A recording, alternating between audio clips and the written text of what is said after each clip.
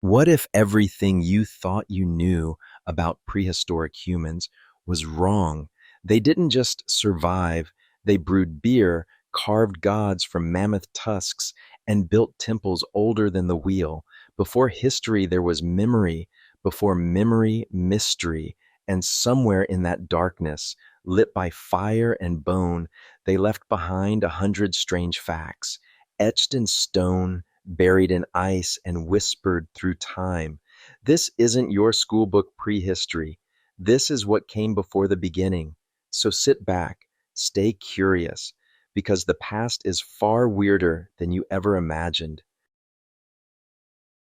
Before we dive in, make sure you hit that subscribe button. It helps us keep unearthing the strange and forgotten corners of history. And while you're here, drop a comment. Where in the world are you watching from? And what time is it right now? Are you listening in the middle of the night or sometime before civilization wakes up? 1. The first known musical instrument is a 40,000-year-old bone flute from a vulture's wing in Germany. It didn't start with drums or with clapping. The earliest known music came from wind, literally in the caves of southern Germany. Archaeologists unearthed a flute made from the hollow wing bone of a griffin vulture, delicately carved with finger holes. It dates back over 40,000 years, placing it among the oldest known human-made musical instruments on Earth. Alongside it were mammoth ivory flutes, more fragile but no less deliberate. This wasn't random whittling. These flutes were tuned, functional, and surprisingly sophisticated. Someone somewhere in the Ice Age not only imagined music, but engineered it, and they weren't playing it alone. Such instruments suggest communal gatherings, shared sound, shared rhythm, maybe even shared belief. In an era of predators, cold, and scarcity, music was unnecessary, which made it essential.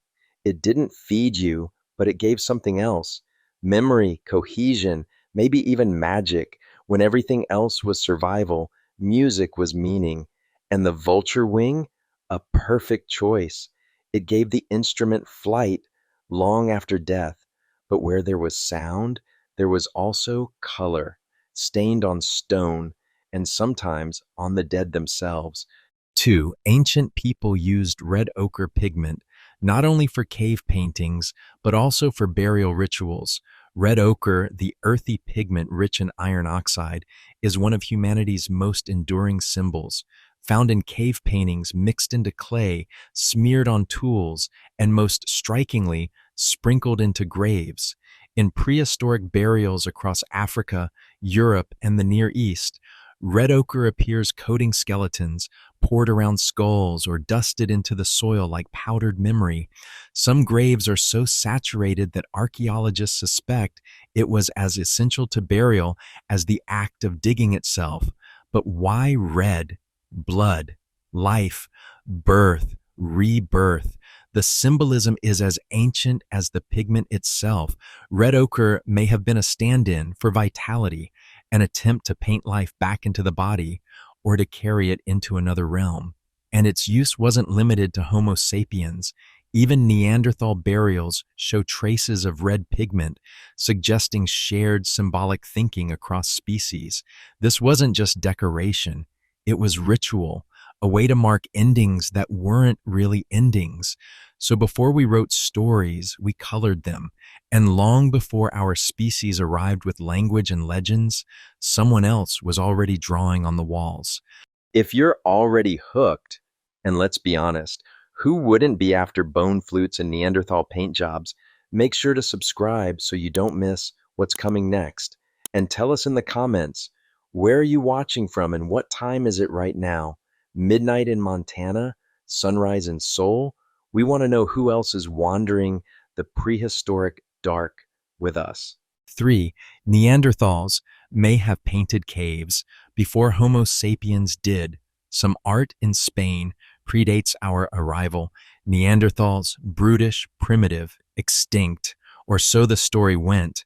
But deep in the caves of Spain, handprints and red discs cling to stone in silence. Radiocarbon dating reveals something startling. They're at least 64,000 years old.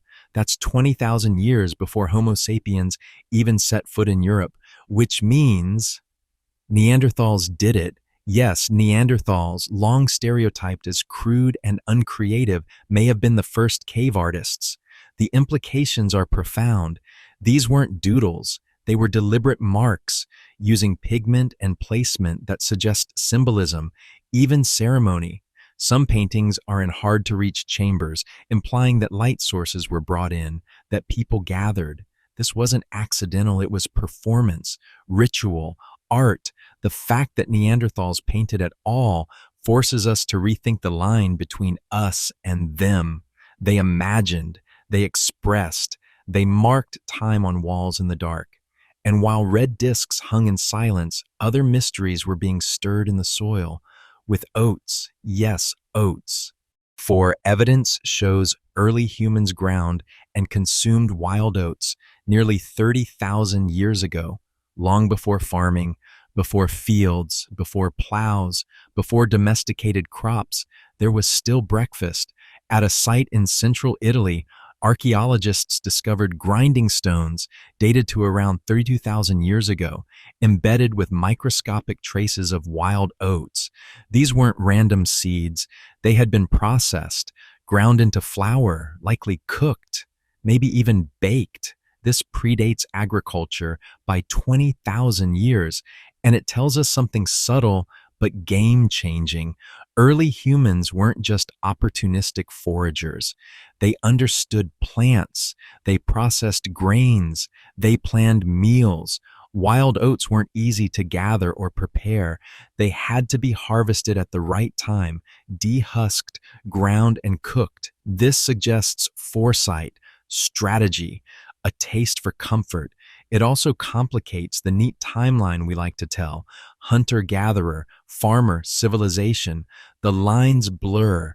The oats say otherwise. And while grains were being ground beneath stone, another kind of calendar was already ticking, not in the sky, but in the rock. 5. A 15,000-year-old engraved stone from France may be one of the first known calendars found in the French Pyrenees. A stone engraved with a looping, crescent-like pattern caught researchers' attention, not for its beauty, but for its precision. The markings appear to represent lunar phases, a tracking system carved 15,000 years ago that may have been used to follow time itself. It's not the only one. Similar patterns have been found across Europe. Dots, lines, slashes, crescents, often carved into bone or antler. These weren't idle marks. They were memory devices, tools for prediction, early attempts to map something as immaterial as time. Imagine a world where everything is uncertain: food, weather, predators. But the moon was regular, predictable, useful. These engravings may represent the earliest calendars, created not by priests or astronomers, but by hunters, gatherers, artists, people who needed to know when to move, when to hunt, when to prepare. It was timekeeping without clocks, and it started with stone. 6. Early hunter-gatherers sometimes buried their dead with seashell jewelry. Even inland seashells have always carried a certain magic, delicate, spiraled echoes of faraway coasts. But what happens when you find them hundreds of kilometers from the ocean, around the neck of someone buried in the dirt? Across prehistoric Europe and the Near East, archaeologists have discovered burials, often far inland, that contain seashell jewelry, necklaces, bracelets, beads. These weren't dropped by accident. They were arranged, intentional, and carefully placed alongside the dead. This implies two things. First, that these shells were valued, possibly as symbols of status, identity, or spiritual meaning. Second, that they traveled through trade networks, social exchange, or migration. Shells made their way inland and were worn by people who may never have seen the sea. And they weren't just worn in life, they were carried into death. These adornments weren't discarded or passed on, they were buried, suggesting they held significance beyond the physical. It's a quiet statement from prehistory. We were connected. Even when we couldn't see the ocean, we carried a piece of it with us. And if shells were messages, some carvings were more than decoration. They may have been the earliest whispers of writing. 7. A 14,000-year-old stone with abstract zigzag carvings in South Africa may be symbolic writing. At a site called Blombo's Cave in South Africa, archaeologists uncovered a stone fragment etched with a series of intersecting, deliberate zigzag lines. Dated to around 14,000 years ago, the markings aren't random scratches. They're patterned, purposeful, and perhaps proto-linguistic. This has led some researchers to suggest that the carvings may represent symbolic writing, not full-fledged language, but abstract thought made visible, a precursor to the marks that would one day become script. The design doesn't convey a phonetic message, but it does imply memory, identity, or ritual. Some believe it could be a clan symbol, a territorial marker, or even a spiritual sign. Regardless of its exact meaning, the important thing is intention. Someone carved that stone not to use it, but to say something with it.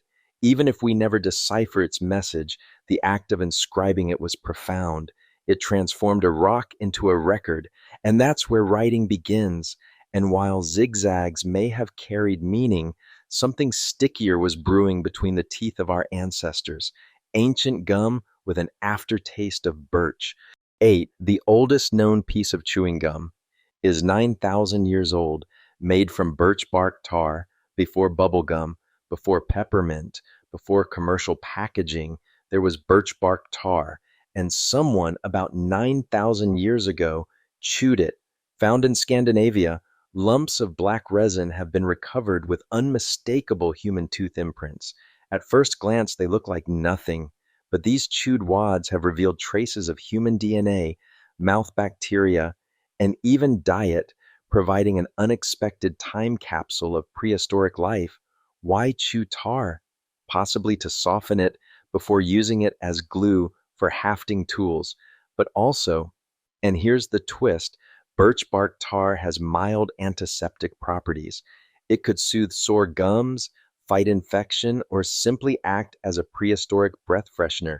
It's a strange, sticky artifact, one that shows how prehistoric people understood their environment in tactile, personal ways. They didn't just observe, they experimented, and as their teeth sank into sap, some hands painted walls with other kinds of imprint, where something was clearly missing.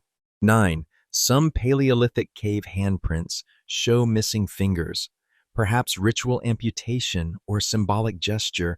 In caves across Europe, hand stencils are among the most haunting images left by prehistoric people. To create them, the artist would place a hand on the wall and blow pigment around it, leaving behind a ghostly outline. But some of these stencils show something odd: missing fingers. Was it injury? Cold-induced frostbite? Possibly, but the regularity of missing digits, especially in specific patterns, has led researchers to speculate that it might have been deliberate. Ritual amputation, symbolic hand signs, a primitive sign language? We don't know. One theory is that these were spiritual gestures, like mudras in Eastern traditions. Another suggests they might have encoded clan identities or served as part of initiation rites. Yet another posits they could have conveyed messages or myths. What's clear is that these weren't random or isolated. The missing finger stencils occur in multiple locations across thousands of years, and they tell us something subtle but chilling. Prehistoric art wasn't just aesthetic, it was deeply personal and sometimes physical. And while hands marked stone with absence, another kind of presence emerged in how we cared for each other, even when survival seemed impossible. 10. Archaeological evidence suggests Neanderthals cared for injured and elderly members of their groups. There's an old myth that Neanderthals were cold, brutish, and solitary, but their bones, the ones left behind, tell a warmer story. Some Neanderthal skeletons show severe injuries, shattered limbs, degenerative disease, tooth loss, and yet they lived on for years after the trauma. That means they were fed, protected, helped. In other words, cared for. One famous example is the Old Man of La Chapelle, a Neanderthal who suffered from advanced arthritis, had lost most of his teeth, and could barely walk. He was also around 40 when he died, ancient for his time. Someone helped him live that long. This isn't sentimentality, it's social structure. It means compassion wasn't invented by Homo sapiens. It was already present in our closest cousins. These ancient injuries didn't end lives, they shaped relationships. And as Neanderthals tended to their own, a different species was circling closer, not as competition, but as companion. 11. Prehistoric people domesticated dogs before any crops or livestock. Before the first fields were plowed or the first goats penned, humans formed a pact with an entirely different species, the wolf. Over time, those wolves became dogs, and long before agriculture, they were already sleeping by our fires. The evidence stretches back over 14,000 years. Some even claim over 20,000. Burials of dogs alongside humans have been found in regions ranging from Siberia to the Near East. These weren't just strays or tolerated scavengers, they were deliberately buried, often curled beside human companions. Why dogs? Likely because they were useful for hunting, for guarding, for warmth. But there's something deeper, mutual understanding. Dogs could read human gestures better than any other animal. They adapted to us, and we to them. It's a relationship that predates civilization, a social bond that helped shape it. And when meat was scarce, some people found clever ways to save it, preserved not with salt or smoke, but with the Ice Age itself. 12. Some hunter-gatherers in Ice Age Europe stored meat in frozen ground, natural freezers. Modern refrigeration feels like a miracle of convenience, but 20,000 years ago, humans in Ice Age Europe had their own solution. They buried their meat in frozen ground. Evidences from sites in Russia and Northern Europe show strategic pits dug into permafrost layers, cool, shaded storage areas for excess meat. This wasn't instinct, it was innovation. People understood their environment not just for survival, but for preservation. Game like mammoth or reindeer couldn't be eaten all at once. With no salt, no smokehouses, the frozen earth itself became a vault. Meat was packed, sealed, and left cold until needed, often for entire seasons. This kind of foresight reflects more than intelligence. It shows planning, community sharing, and probably some form of food regulation, which means the Ice Age didn't just take, it gave back. In cold logic, it offered preservation. And as meat cooled in the dark earth, something else fermented nearby, something far more celebratory. 13. In the Near East, people were brewing beer as early as 13,000 years ago. Long before farming wheat for bread, humans may have grown it for beer. Yes, prehistoric people were brewing long before we had bars, breweries, or bar tabs. In a cave near Haifa, Israel, researchers found stone mortars used for grinding grains, not for baking but for fermentation.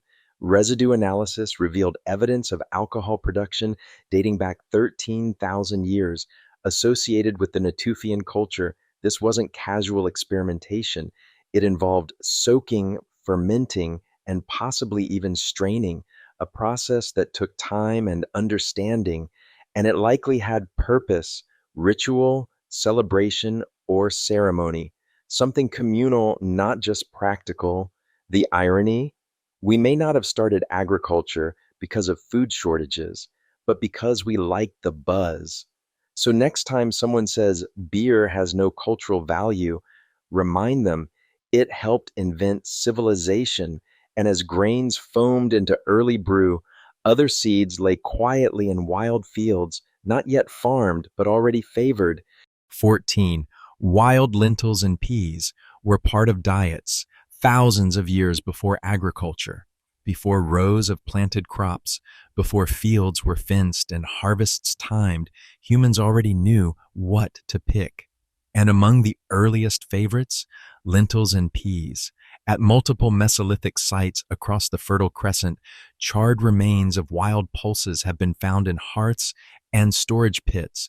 These were not cultivated crops yet, but they were clearly sought after, gathered at peak ripeness, and even roasted or boiled. Why these plants? Because they're rich in protein, easy to store, and once you know how to cook them, delicious. This was proto-agriculture, selection without domestication, people returning to the same plants seasonally, building familiarity long before planting seeds became habit. It's another clue that farming didn't explode overnight. It simmered, and wild legumes were part of the recipe. And if vegetables nourished the landbound, the sea offered its own bounty, trapped not with nets, but with stone. 15. Fish traps made of stone walls date back 8,000 years, showing advanced fishing techniques. Coastal and riverine communities didn't wait for boats or bronze hooks to master fishing. Thousands of years ago, they were already building sophisticated stone fish traps, engineering the water itself to work for them. These traps, found from the British Isles to the Pacific Northwest, involved long rows of stones arranged to guide fish into enclosures during high tide, then trap them as the water receded. Some structures stretched for hundreds of meters, feats of labor, strategy, and environmental understanding. They required planning, knowledge of tides, coordination among groups, and once built, they provided a sustainable, recurring source of food. In places like Australia and Norway, some traps are still visible today, a prehistoric supply chain carved in stone. They weren't just catching dinner, they were designing abundance. And from sea walls to marrow bones, early humans knew how to make every calorie count. 16. Prehistoric people ate marrow from bones, splitting them open with stone hammers. When prehistoric humans hunted an animal, they didn't stop at the meat. They went for the bones, not as trash, but as treasure. Bone marrow is calorie dense, rich in fats and nutrients, and was a valuable food source for early humans. Archaeological sites across Africa, Europe, and Asia show bones deliberately cracked open, sometimes with stone hammers or anvils, to extract the soft tissue inside. Long bones like femurs and tibias were especially targeted. This wasn't an act of desperation, it was efficiency. Prehistoric people understood their prey down to its core. Even in Ice Age camps, bones were found meticulously split, sometimes even stored for weeks before being cracked open later. Essentially prehistoric pantry meat. And it wasn't just about survival. Some studies suggest marrow may have been reserved for children or the elderly, the first sign of culinary thoughtfulness. Or perhaps even the first concept of comfort food. When the hunt was over, the feast didn't end. It just moved inside the bone. And while the meat sizzled and marrow was savored, other mouths were chewing on something bitter, not for taste, but for healing. 17. Dental plaque analysis shows Neanderthals ate bitter medicinal plants like yarrow and chamomile. Yes, even Neanderthals had to deal with tooth plaque, and surprisingly, it's helped us understand their diets in remarkable detail. Using microscopic and chemical analysis of dental plaque from Neanderthal remains, scientists have discovered traces of non-edible bitter-tasting plants, specifically yarrow and chamomile. These aren't culinary choices, they're medicinal. Yarrow has antiseptic and anti-inflammatory properties. Chamomile is soothing and antimicrobial. Neither is particularly tasty, and they weren't consumed in large enough quantities to suggest dietary use. Instead, they likely served as prehistoric remedies, a kind of herbal first aid. This discovery flips the old narrative of Neanderthals as brutish and instinct-driven. Instead, it paints a portrait of people who understood their environment, remembered plant uses, and may have passed that knowledge down. They didn't just eat the land, they read it, and while chamomile calmed the gut, something far sweeter was also being harvested from hives tucked into high stone and bark. 18. Evidence of honey gathering appears in 8,000-year-old Spanish cave paintings high up on a cliff wall in the Cueva de la Araña, the spider cave. In eastern Spain, a painting shows a human figure dangling from vines, reaching into a hive as bees buzz furiously around. It's not fantasy, it's one of the oldest depictions of honey gathering ever discovered, dated to around 8,000 years ago. The image captures a moment of daring. The figure braves the swarm to plunder one of nature's sweetest and most coveted substances. Honey was rare, energy rich, and long lasting. It was food, medicine, preservative, and perhaps sacred, but this wasn't just storytelling. The presence of beeswax residues in pottery and archaeological sites confirms that honey and beeswax were not only gathered, but used in daily life as glaze, as sealant, even as salve. And let's be honest, it probably just tasted amazing. While some climbed cliffs for nectar, others gathered their sustenance closer to the ground, one cracked shell at a time. 19. Ancient humans roasted nuts. Hazelnuts were a staple across Mesolithic Europe. If you imagine prehistoric diets as nothing but meat and roots, think again. For thousands of years, nuts, especially hazelnuts, were an important and reliable food source across Mesolithic Europe.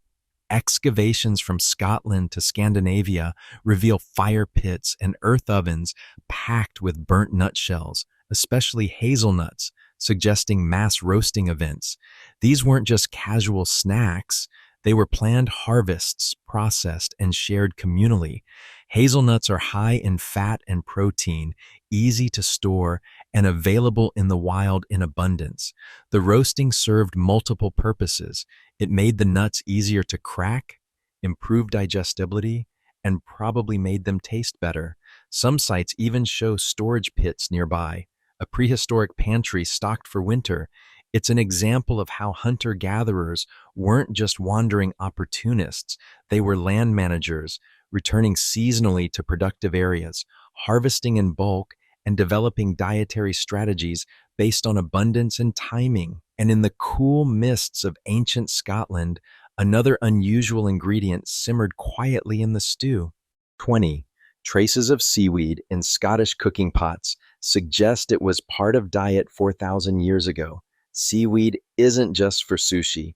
In coastal Scotland, residues found in prehistoric pottery have revealed something unexpected: the chemical signature of seaweed. That means people living there around 4,000 years ago were not only harvesting marine plants, they were cooking with them. It makes perfect sense. Seaweed is rich in iodine, minerals, and umami flavor. It was likely boiled into broths or added to stews, not just for nutrition, but for seasoning. And unlike fishing or hunting, collecting seaweed is predictable and relatively easy. This also suggests a broader palette than we often imagine for prehistoric diets. People weren't just surviving, they were experimenting with flavor, nutrition, and culinary diversity. So the next time you pass a pile of kelp on the shore, remember that slimy stuff might have once been lunch. And just as they knew how to feed themselves from land and sea, they also knew how to make things with tools sharp enough to sew, not slice. 21. The first sewing needles were made of bone. About 50,000 years ago. Sewing, one of the quietest revolutions in human history, began not with cloth, but with bone. Roughly 50,000 years ago, our ancestors began crafting delicate tapered tools with sharp points and small drilled eyes. They weren't weapons, they were needles, made from bird bones or fine splinters of mammal bone. These tools allowed humans to stitch hides together, not just to wrap themselves in skins, but to shape clothing, to layer, to tailor, to protect themselves from the Ice Age in a way no draped pelt ever could. Needles marked the beginning of true clothing, not just warmth, but identity, decoration, functionality. With thread made from sinew or plant fibers, early people could make fitted garments, bags, shoes, even shelters, And it wasn't exclusive to Homo sapiens. Denisovans and Neanderthals may have used them too, because staying warm wasn't just luck, it was engineering. From bone needles came coats, from coats came migration, and from stitching came shaping, even with stranger tools. 22. People used fish teeth as carving tools. Before the advent of metal blades or precision instruments, prehistoric humans found an unexpected ally in the animal kingdom: fish, specifically fish teeth. Sharp, durable, and naturally curved, certain fish teeth were used for carving wood, bone, and even softer stones. Their serrated edges made them ideal for fine engraving or shaping, and they were sometimes hafted into handles, essentially creating prehistoric ex-acto knives. Evidence of this has been found in both coastal and inland sites, suggesting that these tools were valued and perhaps traded. Their existence shows not just adaptability, but resourcefulness, using every available material to its fullest, no matter how unlikely. It's another reminder that tools weren't always obvious. Innovation sometimes came from the mouth of a fish. And while some tools were makeshift, others were masterpieces, polished to perfection for both form and function. 23. Neolithic people ground stone axes so finely polished they could still cut wood efficiently today. Some of the most beautiful artifacts from the Neolithic aren't just ornamental, they're weapons, or rather tools that double as art. Polished stone axes, made from hard materials like jadeite or basalt, have been discovered across Europe and Asia. These aren't rough flint tools, they're smooth, symmetrical, and so finely ground that modern tests show they can still cut through wood with shocking efficiency. Creating one took time, days or even weeks of grinding, shaping, and polishing using sand and water. The result was more than a tool. It was a symbol. Some were used, others likely ceremonial, or traded as prestige items. Polished axes represented more than utility. They symbolized power, skill, and connection to sacred materials. They were objects of pride and sometimes diplomacy, and to make sure the blade stayed on the shaft, they needed glue, which brings us to the world's oldest adhesive. 24. Tar from birch bark was one of the earliest glues used to fix stone tips to wooden shafts. It turns out our ancestors were not just carpenters, they were chemists. Thousands of years ago, people discovered that heating birch bark in the absence of air produced a sticky black resin, tar. This substance wasn't just gunky and flammable, it was strong, waterproof, and incredibly useful as glue. Birch bark tar was used to attach stone blades and spear points to wooden handles, to repair broken tools, and even to waterproof containers. Archaeological sites from Germany to the Middle East have yielded tools with traces of this ancient adhesive still intact. The process of making tar is complex. It requires heat control, containment, and time. This wasn't an accidental discovery. It was applied chemistry, long before chemistry had a name. So when we talk about Stone Age tools, we should really say composite tools, because the stone was only part of the equation. And if the tar kept the blade in place, tiny drills made sure the decorations held on too. 25. Prehistoric drills made with flint points could bore holes in shells for necklaces. Those elegant prehistoric shell necklaces didn't just happen, they required planning and tools. Across Paleolithic and Neolithic sites, archaeologists have found delicate shells, bones, and stones with tiny, precisely bored holes. And the tools that made them? Flint-tipped drills, spun by hand or with simple bow drill mechanisms. This ability to perforate hard material allowed for wearable ornaments, beads, and even sewing equipment. It also enabled symbolic objects to be strung and worn, carrying meaning, memory, or identity from one body to another. Drilling wasn't just functional, it was expressive. The act of turning a shell into jewelry was an early form of storytelling, wearable narrative, worn close to the skin. So even before we had written language, we wore our stories around our necks. 26. Some stone blades were so sharp that modern surgeons tested them for fine-cutting flint, obsidian, and volcanic glass. These weren't just prehistoric leftovers. In many cases, they were sharper than anything modern metal could achieve. In fact, obsidian blades have been tested in surgical settings, and they've proven capable of slicing tissue at a microscopic level, cleaner than steel scalpels. Prehistoric stone blades, especially those made from obsidian, had edges just a few nanometers thick. That's not just sharp, it's precise. And ancient humans knew it. They crafted blades for everything from butchering to ritual use, handling the material with a kind of artistry that required patience and skill. Some blades were never used. They appear ceremonial, buried in graves, or cached in protected places. Others show signs of heavy wear, tools of survival in everyday life. But in both cases, the craftsmanship remains stunning.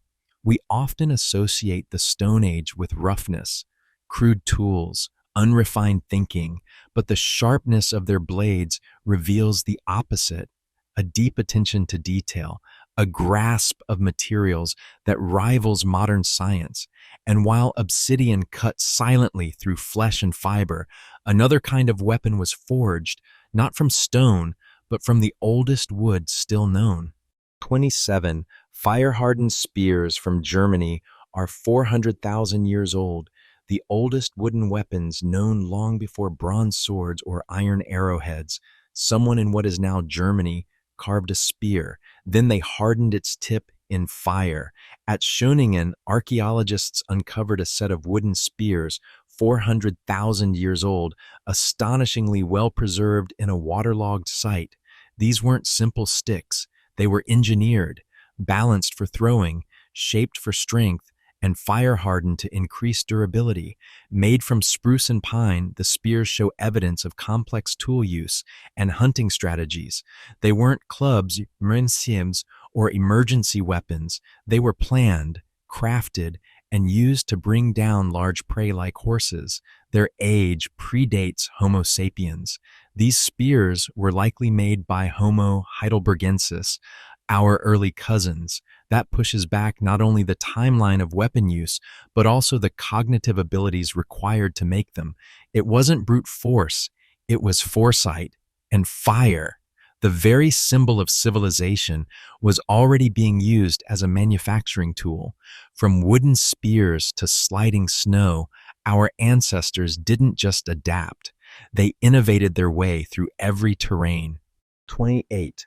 Archaeologists found 9,000-year-old skis in Russia. Made from pine and birch snow wasn't a barrier. It was just another challenge to engineer around. And 9,000 years ago, someone figured it out. With skis in northwestern Russia, archaeologists discovered ancient skis carved from pine and birch. They were long, slightly curved, and designed to glide over snowy terrain. Not rudimentary, not accidental, purpose-built. Skiing likely wasn't just for fun, though we can dream. It was mobility, a way to travel, hunt, and survive in frozen environments where walking would have been impossible. Early skis meant expanded territory, new access to food, and greater control over harsh winters. Their construction shows knowledge of materials, how to choose the right wood, how to shape and treat it for both flexibility and strength. In some cases, ski poles made from antler or bone were found alongside. This wasn't survival by accident. It was a winter strategy, and it worked. And as skis carved quiet lines through snow, other ideas traveled even faster, not on foot, but through the mind. 29. Stone tool styles spread faster than populations, showing cultural exchange networks. How fast can an idea move without roads, books, or the internet? Surprisingly fast. Archaeologists studying prehistoric stone tools noticed a strange pattern. Styles and techniques often spread faster than the people making them. Across Europe and Asia, similar blade designs, flint knapping methods, and toolkits appear in distant regions within just a few generations. This suggests a level of communication that goes beyond migration. It hints at networks, groups meeting, exchanging ideas, teaching each other techniques. Culture didn't just evolve in isolated pockets, it spread, adapted, hybridized. Think of it as prehistoric open source technology. A good idea, a better scraper, a sharper blade, didn't stay local for long. The tools were physical, but the innovation, that was social, and nowhere is that clearer than in one sharp, shiny material, traded like treasure, cut like glass. 30. People used obsidian from volcanoes hundreds of kilometers away, proving early trade. Obsidian isn't just beautiful, it's razor sharp, volcanic, and rare. And in the ancient world, it moved. Archaeological sites across the Near East, Europe, and the Americas reveal obsidian tools made from rock sourced hundreds, sometimes over 1,000 kilometers away. This wasn't random wandering. It was trade. People carried obsidian or traded for it across vast distances. Its unique chemical signature allows researchers to trace it back to specific volcanoes, revealing prehistoric trade routes that crisscrossed mountains, rivers, and deserts. And it wasn't only about utility. Obsidian had prestige. It gleamed.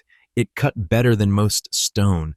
It was the diamond of the Stone Age. So the next time you hear Stone Age, think less caveman with a club and more trader with a glinting blade in his belt. 31. Some Ice Age people built huts from mammoth bones. When trees are scarce, you build with what the land gives you.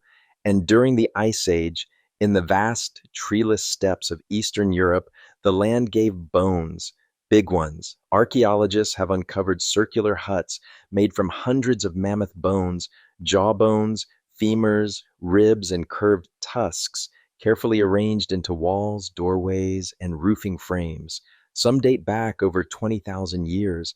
These weren't just heaps of bones, they were engineered shelters, sometimes insulated with animal hides and containing hearths inside.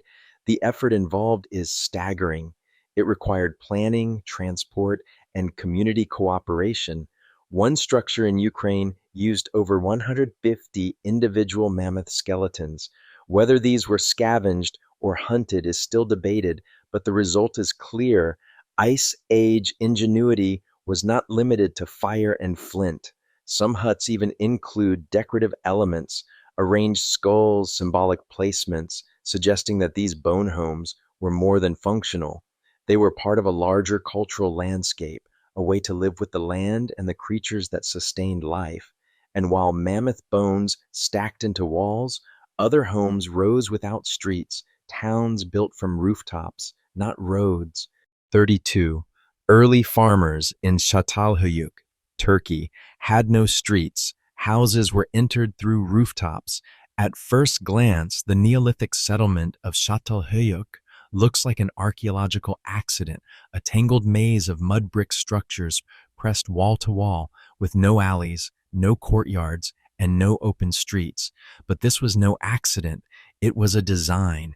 Dating back over 9,000 years, Çatalhöyük was one of the world's earliest proto-cities. The homes were accessed not from the ground, but from the roof. People climbed ladders to enter through ceiling hatches, walking across neighboring rooftops to get where they needed to go. Why? Possibly for defense or flood protection or to conserve space, but it also shaped daily life. Rooftops weren't just walkways, they were public space, work areas, social hubs.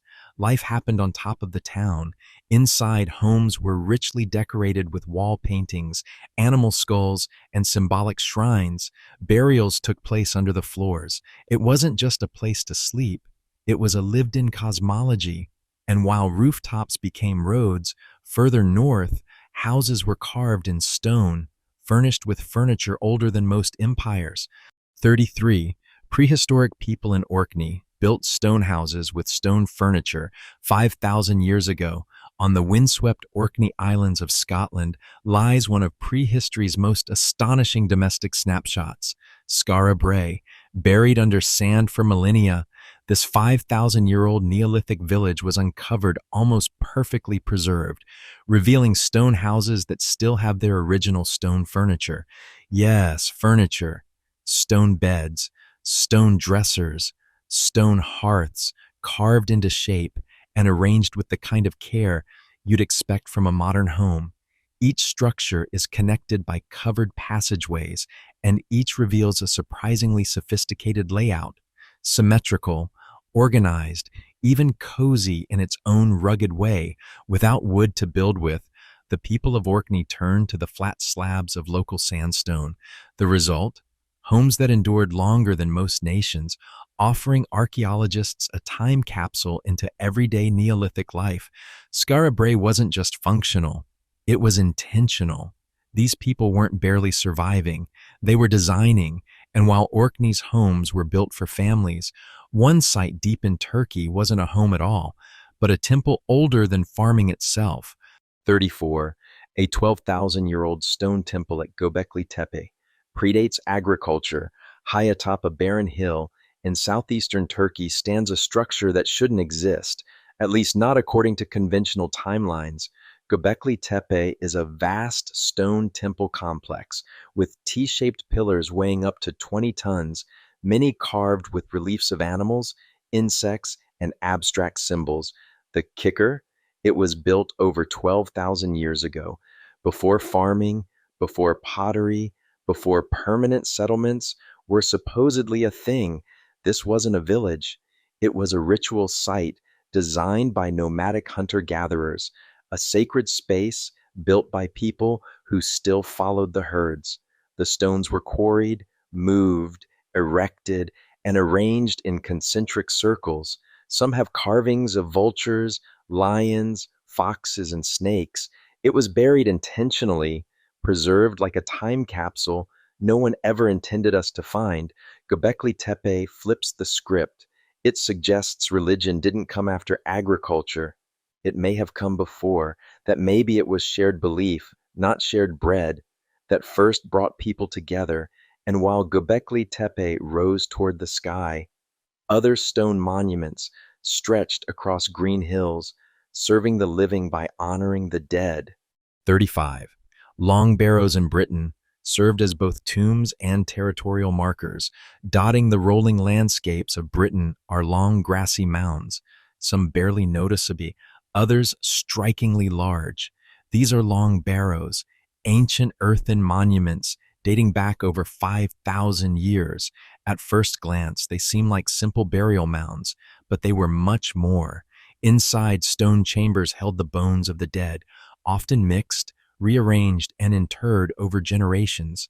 These weren't private graves, they were collective spaces where memory was curated, not preserved. But the barrows weren't hidden. They were placed deliberately, along ridges, near water routes, at boundaries. They were seen, and in being seen, they declared ownership, identity, perhaps even spiritual guardianship. To pass a barrow wasn't just to walk by a grave, it was to cross into someone's remembered world, a silent marker that said, "We are here, we have always been here." And in a world without fences, a mound of earth could speak louder than any wall. 36. Early huts in Ukraine used reindeer antlers for structural supports. In the chilly lowlands of prehistoric Ukraine, where winters could stretch long and merciless, some of the oldest known human dwellings have been uncovered. Among the usual mammoth bones and wooden posts, researchers found something unusual: reindeer antlers, not as decorations, but as integral parts of the structural framework. The huts, dating back over 15,000 years, were circular or oval, often semi-subterranean, and used locally available materials. Antlers were woven into the roof or walls, providing not just strength, but flexibility. Think of them as the zip ties of the Ice Age, lightweight, strong, and surprisingly adaptable. These shelters weren't makeshift, they were repeatable, sustainable, and often built near seasonal hunting sites. The use of antlers wasn't just practical, it speaks to a deep familiarity with the animals they relied on. No part of the reindeer was wasted, and if a hut made from bones and antlers sounds like something out of a fantasy novel, well, so does a dance floor made of stone, hidden in a forest clearing 9,000 years ago. 37. Mesolithic camps sometimes included circular dance floors cleared of stones. In the Mesolithic period, long before cities or temples, people gathered in circles, not always for work and not always for worship. At sites across Scandinavia and Central Europe, archaeologists have found circular clearings within seasonal camps. These areas are distinctive, stone-free, trampled smooth, often surrounded by domestic debris. What were they for? The working theory, dancing. These dance floors weren't ceremonial in the modern sense, but likely spaces for communal gatherings, music, rhythm, celebration, or ritual. The lack of debris and consistent shape suggest regular use, and the wear patterns point to repeated movement, not resting or sleeping. This adds a beautifully human touch to prehistory. Even in times of survival, people made space for joy, movement, rhythm, social bonding through something entirely non-essential, which of course made it essential. And just beyond the clearing, other circles rose, this time in earth and stone, built for something bigger than a single village. 38. Causewayed enclosures in Europe may have been meeting places for ritual and trade. Scattered across Neolithic Europe are vast circular enclosures, ditches interrupted by narrow causeways of uncut earth.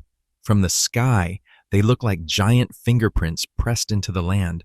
On the ground, they're more mysterious still. These structures, called causewayed enclosures, appear around 6,000 years ago. They weren't forts, they weren't villages, and they weren't quite temples. Instead, they seem to have served as multi-use spaces for gathering, ritual, trade, feasting, or possibly even conflict resolution. Inside, archaeologists have found animal bones, broken pottery, human remains, and offerings, hinting at events both sacred and social. Their construction would have required enormous communal effort, suggesting a shared sense of purpose, or maybe obligation. These weren't permanent settlements, they were places to come together, then leave. Early versions of the town square, county fair, and pilgrimage site all rolled into one, and to feed those gatherings, people needed to store more than memories. They needed clever ways to keep things cold. 39. People lined storage pits with clay to keep food. Cool refrigeration, prehistoric style, came down to dirt, shape, and a little bit of ingenuity. Across Neolithic and even Mesolithic settlements, archaeologists have found dugout pits used for storing food, grains, roots, even meat. What's remarkable is the lining, smooth layers of clay, sometimes hardened by fire, sealing the walls to keep moisture out and temperatures down. These pits functioned like pantries buried beneath the feet, cool, insulated, and vermin-resistant. In some cases, they were covered with slabs of stone or woven mats. This allowed food to be kept for longer periods, which in turn supported larger gatherings, trade, and even early forms of social stratification. The clay wasn't just insulation, it was insurance. And from those quiet pits in the ground, some shelters rose in plain sight, using the earth itself as blueprint and shield. 40. Some cliff dwellings used natural rock shelters, expanded with man-made walls. When you already have half a house, why not finish it? That's essentially what prehistoric people did when they turned natural rock overhangs and cliff faces into full-time homes. These shelters, found on every inhabited continent, often feature human-modified walls, stone floors, and drainage systems, transforming erosion-carved caves into deliberate, livable spaces.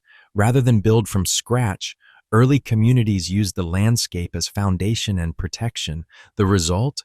Homes that blended invisibly into the terrain, hard to spot, hard to invade, easy to defend. Some of these dwellings even contain early art, fireplaces, storage alcoves, and stacked sleeping platforms, making them as functional as any standalone house and often more durable. These hybrid homes represent more than adaptation. They show architectural intelligence, spatial awareness, and an early kind of environmental design. And as we move from shelters in stone to animals beside the hearth, one bond stands out among all others, still wagging its tail across the ages. 41. Dogs were buried with humans as early as 14,000 years ago.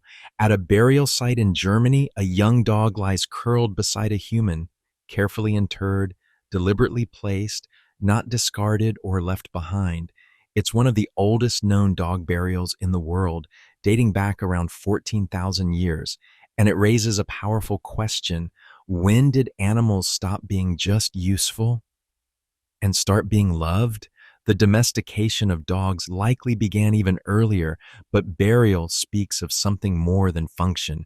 You don't bury a tool, you bury a companion. These burials aren't isolated. Similar discoveries appear from Israel to Siberia, spanning thousands of years and countless cultures. Dogs laid to rest with care, sometimes alone, sometimes beside people, sometimes with grave goods, as if they too needed supplies for the afterlife. This deep bond likely began with mutual benefit. Dogs helped humans track, hunt, guard, and even clean up. But over time, the relationship changed. We shaped them, and they shaped us. A buried dog isn't just archaeology, it's emotional evidence, a sign that humans, even in their most ancient moments, were capable of attachment, mourning, and ritual beyond their own species. And as dogs became family, other animals became art, painted not just with pigment, but with color choices humans were beginning to select. 42. Some early horses were selectively bred for specific coat colors. To most people, a horse is a horse, strong, swift, and built for the plains. But even in prehistory, humans saw more than utility. They saw aesthetics, identity, and choice. Genetic studies of ancient horse remains suggest that people weren't just domesticating horses for labor or transport, they were selectively breeding them for their coat colors. Patterns like spotted, bay, black, and chestnut weren't random variations, they were encouraged, preferred. The presence of diverse coat colors in early horse populations, especially among those associated with human settlements, indicates a level of control over breeding. People noticed which horses looked a certain way and intentionally bred for those traits. Why would color matter? Maybe it was symbolic, different colors representing different clans, regions, or spiritual associations. Maybe it was practical, lighter coats for snowy climates, darker ones for forest camouflage, or maybe it was just for beauty. Whatever the reason, it shows us something important. Humans weren't just manipulating animals for survival, they were expressing taste, making decisions that mixed utility with meaning. Selective breeding wasn't about domination, it was about design, a sign that the prehistoric mind saw life not just as function, but as form. And as horses galloped into human favor, other species were slowly being brought home, beginning with a stubborn, bearded climber. 43. Ancient humans, domesticated goats before cows. When you think of domestication, cows often steal the spotlight, large, lumbering icons of agriculture. But it was the goat, not the cow, that first made peace with the fence. Roughly 10,000 years ago, in the Zagros Mountains of present-day Iran, archaeological evidence shows that humans began selectively breeding wild goats. These weren't penned-in cattle or herded sheep. They were agile, independent, and famously stubborn, which makes the fact that we managed to domesticate them all the more impressive. Early goat domestication shows up in the bones. Over time, we see a decrease in adult male remains, a sign that people were selectively culling surplus males and keeping females for milk, meat, and offspring. Their physical features also began to change. Smaller horns, more docile behavior, and traits suited for human management. Goats were perfect candidates. They could graze on rough terrain, required minimal care, and gave milk that could be processed into cheese or yogurt long before refrigeration. Unlike cows, they didn't need expansive pastures.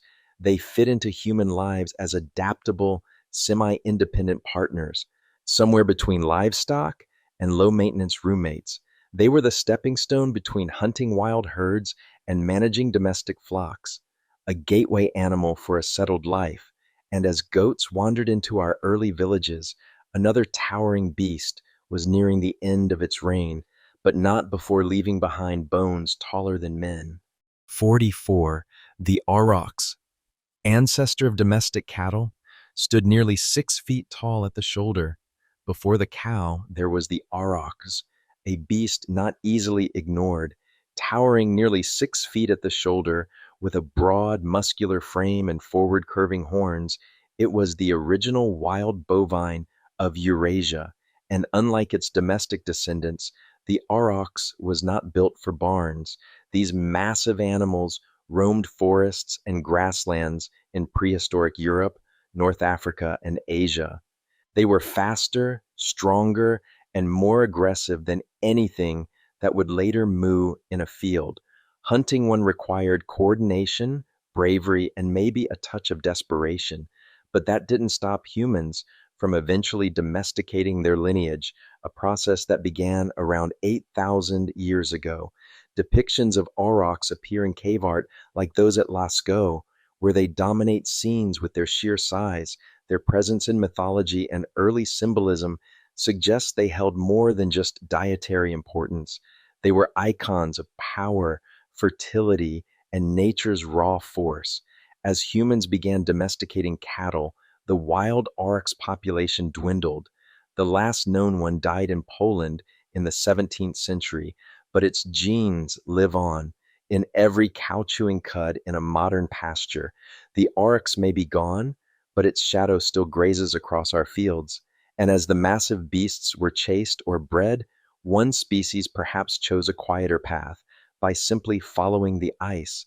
5. Evidence shows Ice Age hunters may have herded reindeer rather than only hunted them. When we think of Ice Age life, the reindeer often plays a supporting role as prey, a herd to chase, a meal to process. But there's growing evidence that humans didn't just hunt reindeer, they may have managed them. At archaeological sites across northern Europe and Siberia, signs point to a different relationship between humans and reindeer. Pathways worn into the ground suggest repeated movement in specific patterns. Bone distributions and tool placements hint at planned corrals or drive lanes, and some remains show seasonal culling, a practice more aligned with herding than hunting. Reindeer were ideal candidates. They provided meat, milk, fur, sinew, antler, and even bone tools. Their migratory habits were predictable, and their social behavior lent itself to manipulation.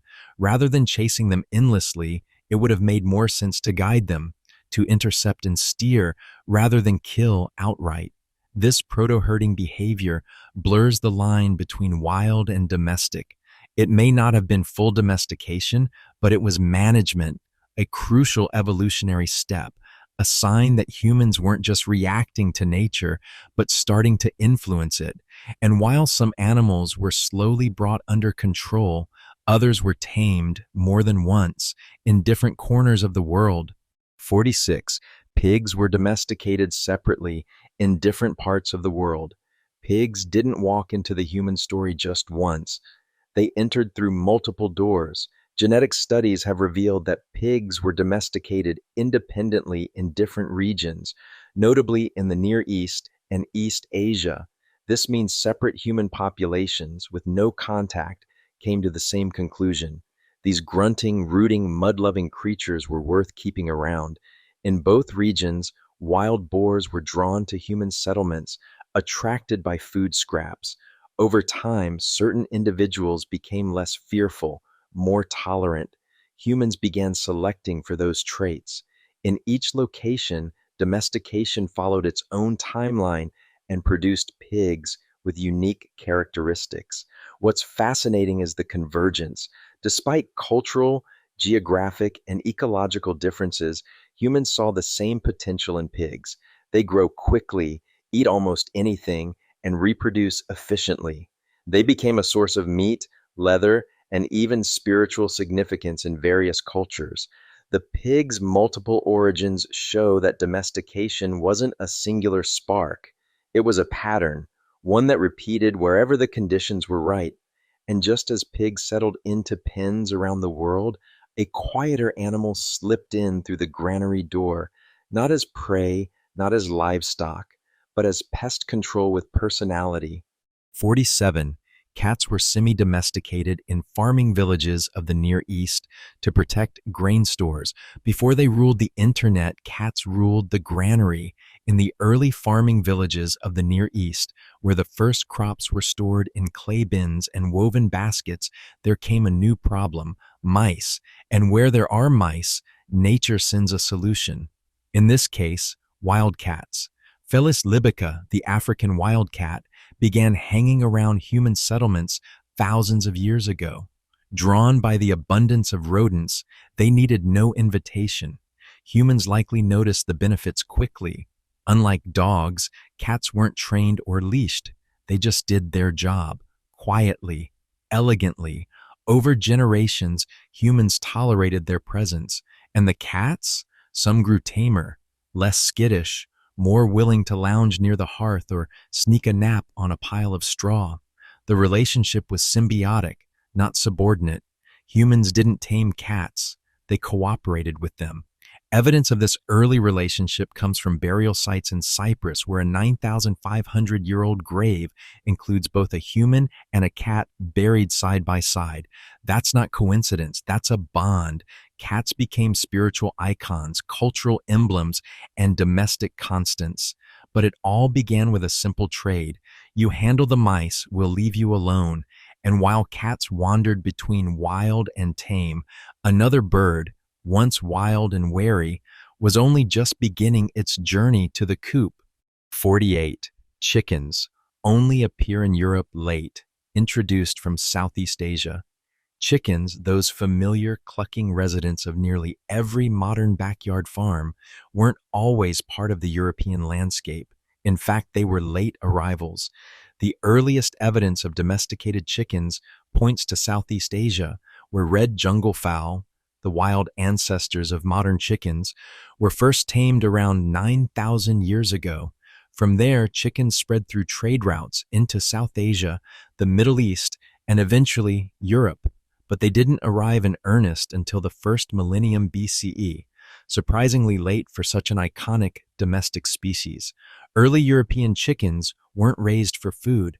Not at first. They were likely valued for their novelty, their eggs, their role in rituals, and possibly even their vocal nature. In Iron Age Britain, some chickens appear to have been buried intact, suggesting reverence or ceremonial use rather than consumption.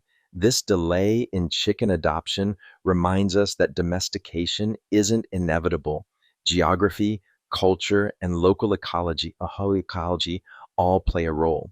Chickens weren't crucial to early European diets, not when game, cattle, pigs, and sheep were plentiful.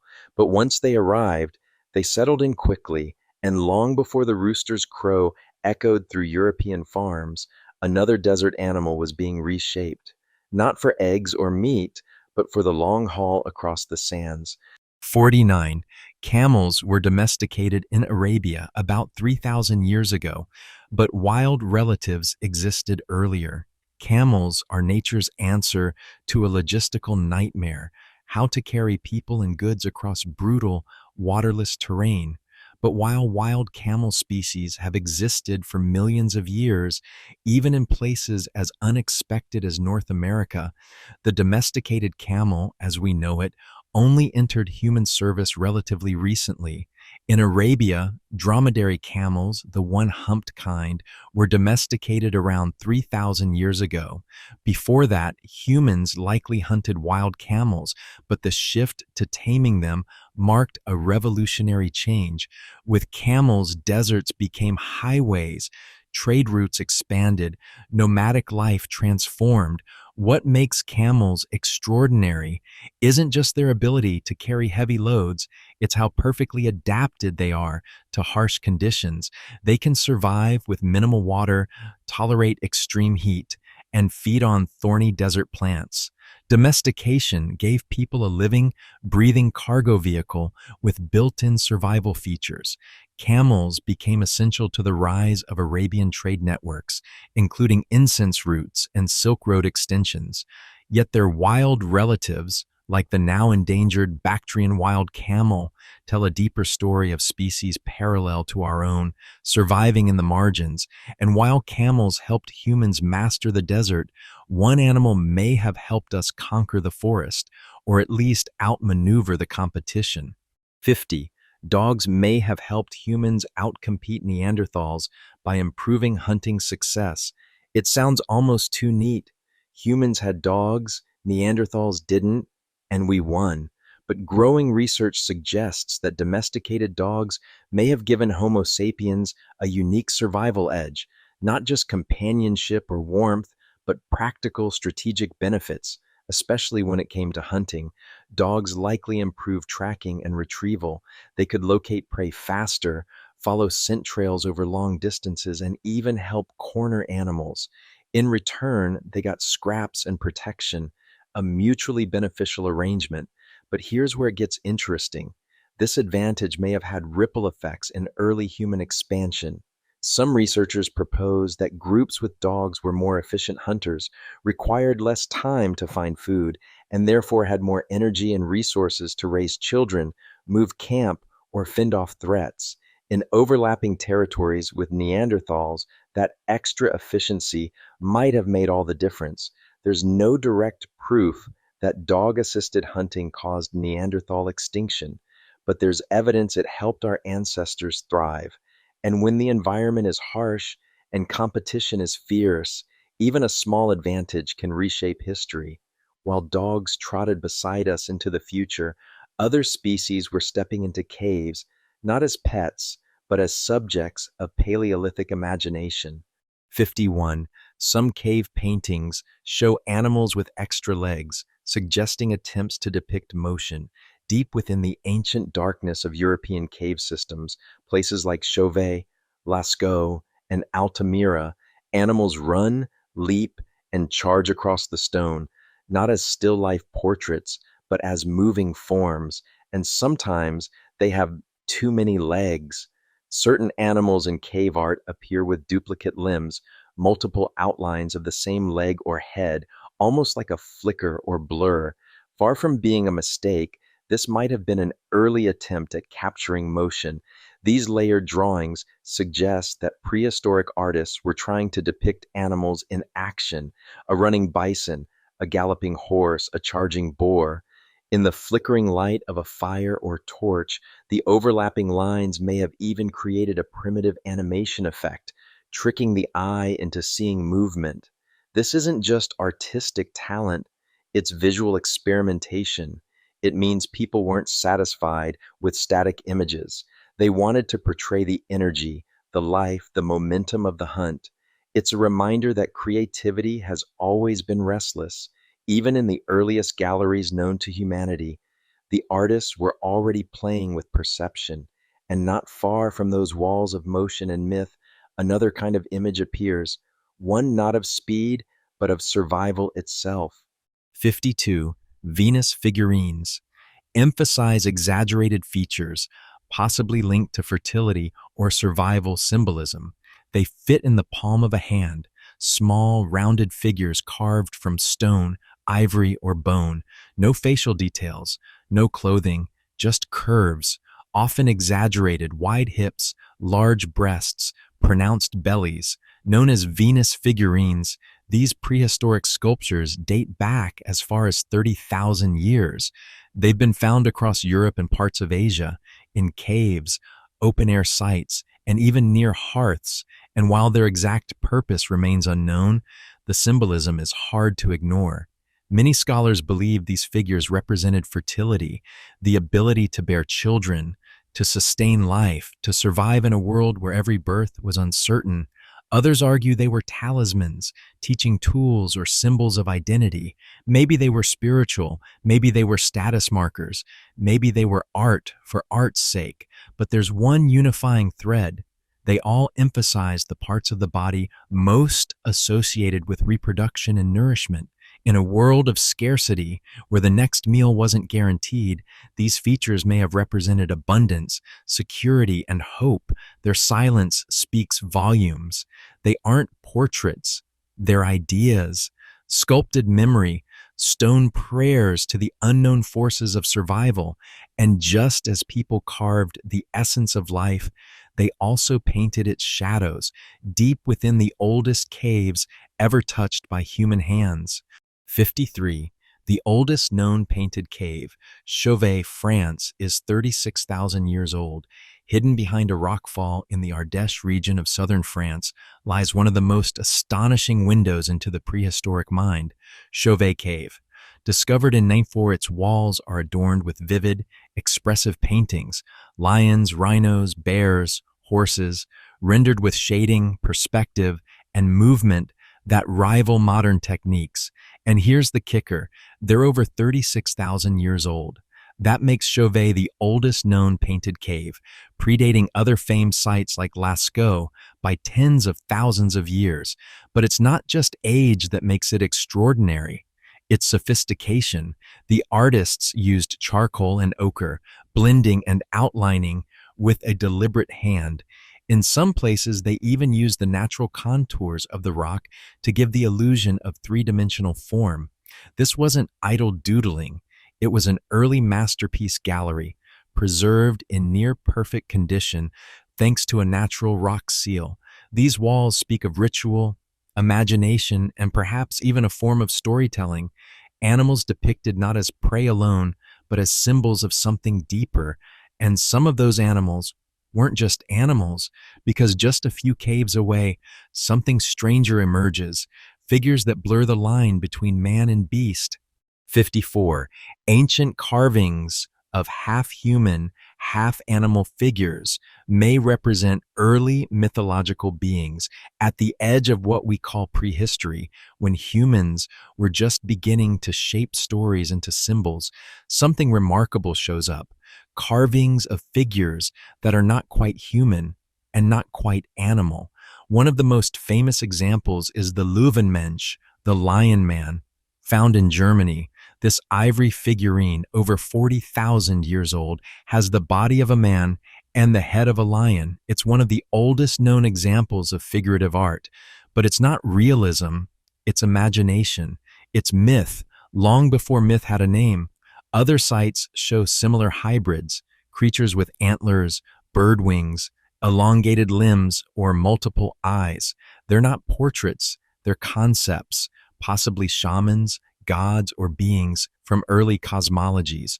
Whether religious or symbolic, they reflect the human capacity to see beyond the physical, to dream the impossible. These weren't random hallucinations etched into ivory. They were intentional, designed, meaningful. The artists were creating characters, ancestors of the divine and the monstrous. It marks the beginning of mythology, creatures who walk in two worlds. And just as they carved icons from bone, they also painted adornments on their tools, even seashells. 55. Prehistoric people painted seashells before stringing them into necklaces. Seashells may seem like simple ornaments, but prehistoric people didn't just collect them, they enhanced them. Long before modern jewelry making, humans were painting shells with red ochre, charcoal, and other natural pigments, carefully decorating each piece before threading them into necklaces. These painted shells have been found across various Paleolithic and Neolithic sites, often in graves or ritual spaces. The color wasn't random. Red ochre, in particular, had deep symbolic associations with life, blood, earth, and the sacred. By decorating shells, people turned nature's debris into cultural artifacts. It wasn't only about beauty. These necklaces may have held social or spiritual meaning, indicating identity, status, or belonging. In some cases, the shells were sourced from coastal regions far from the site, implying trade or travel. Each painted bead was a link between place and person, memory and moment, a portable piece of identity. And while color carried meaning, another kind of image emerges, not painted on objects, but carved into them. 56. The oldest known map is a 14,000-year-old carving of rivers and mountains on a bone. Before paper, before ink, before cartographers traced coastlines with compasses, someone sat down with a bone and carved a map, dated to around 14,000 years ago.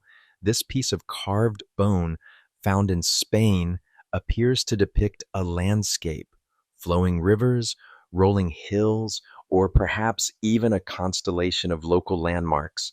While its exact interpretation remains debated, the regularity and structure of the lines suggest it's more than decoration. It's information, a visual guide, a memory made permanent.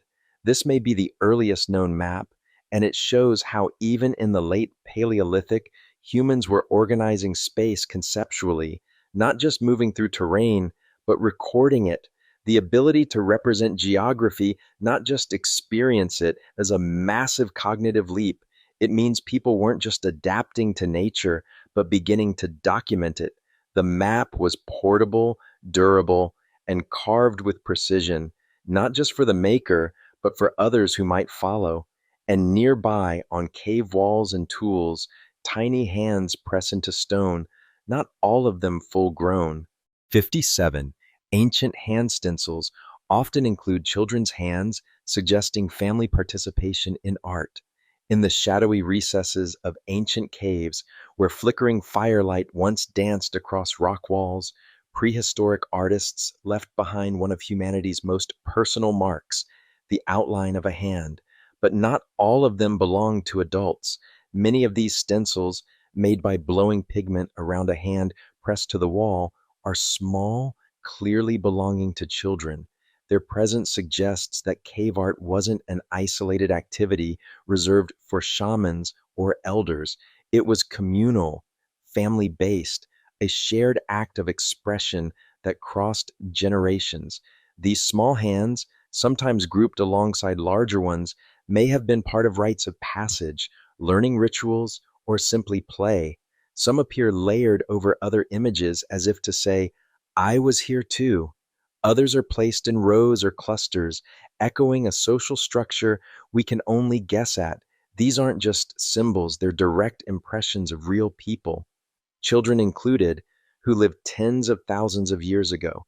Their hands remain frozen in pigment and stone as echoes of voices we'll never hear, and as the walls echoed with touch and color, they may have also echoed with something else entirely.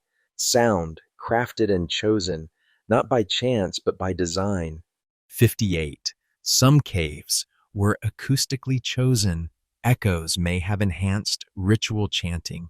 Deep within the darkness of prehistoric caves, certain chambers respond to sound in strange and powerful ways. They echo, they resonate, they amplify even the softest hum into a vibrating chorus of reverberation, and it turns out that may not have been an accident. Some researchers believe early humans selected specific cave areas for their acoustic properties. In sites like Le Tuc d'Audubert and Nio in France, the most elaborately decorated chamber often lie in the deepest parts, where echoes are strongest. These were not just places of visual art, but a sound, of music, of voice. Theories suggest these spaces were used for chanting, drumming, or ritual noise-making. The natural acoustics transformed simple sounds into something immersive, even overwhelming. That might explain the presence of animal figures painted in complete darkness, far from sunlight. It wasn't about visibility, It was about experience. This implies an early form of sound architecture, using the environment itself as a stage, not just seeing the sacred, but hearing it. And while the echoes of ritual filled these chambers, people elsewhere were shaping symbols into wearable objects and trading them farther than anyone expected. 59. Beads made of ostrich eggshell were traded across Africa 30,000 years ago, long before coinage, long before bartering systems formalized into markets.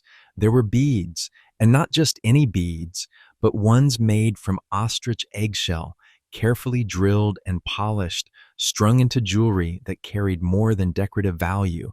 Found across Africa and dating back 30,000 years or more, these beads weren't just local creations. Chemical analysis shows that some traveled hundreds of kilometers from their origin. This indicates an expansive trade network, long-distance connections between communities who may never have seen each other but exchanged objects, ideas, and meaning. Ostrich eggshell was durable, lightweight, and symbolic. Turning it into a bead required precision. The result was not only beautiful, but portable. Beads like these may have marked social status, identity, or affiliation. Some could have served as gifts, tokens, or even a form of early currency. This wasn't survival-level behavior. It was social complexity. It was value, encoded into craftsmanship and movement.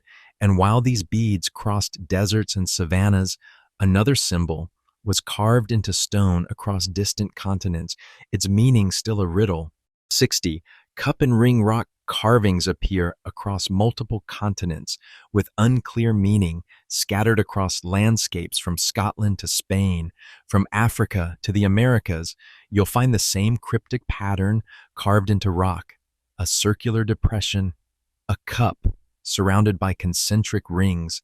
Sometimes they appear alone, sometimes in clusters, sometimes with channels etched between them, always deliberate, always mysterious.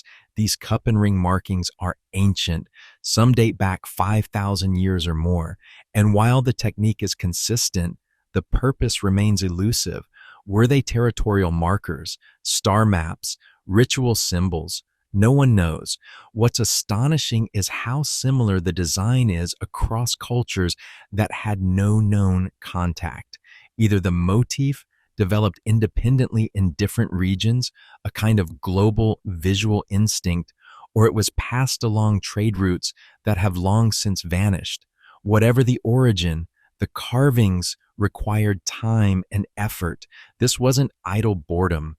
It was intention carved into stone, a message, a memory, or a mark of presence that refused to fade.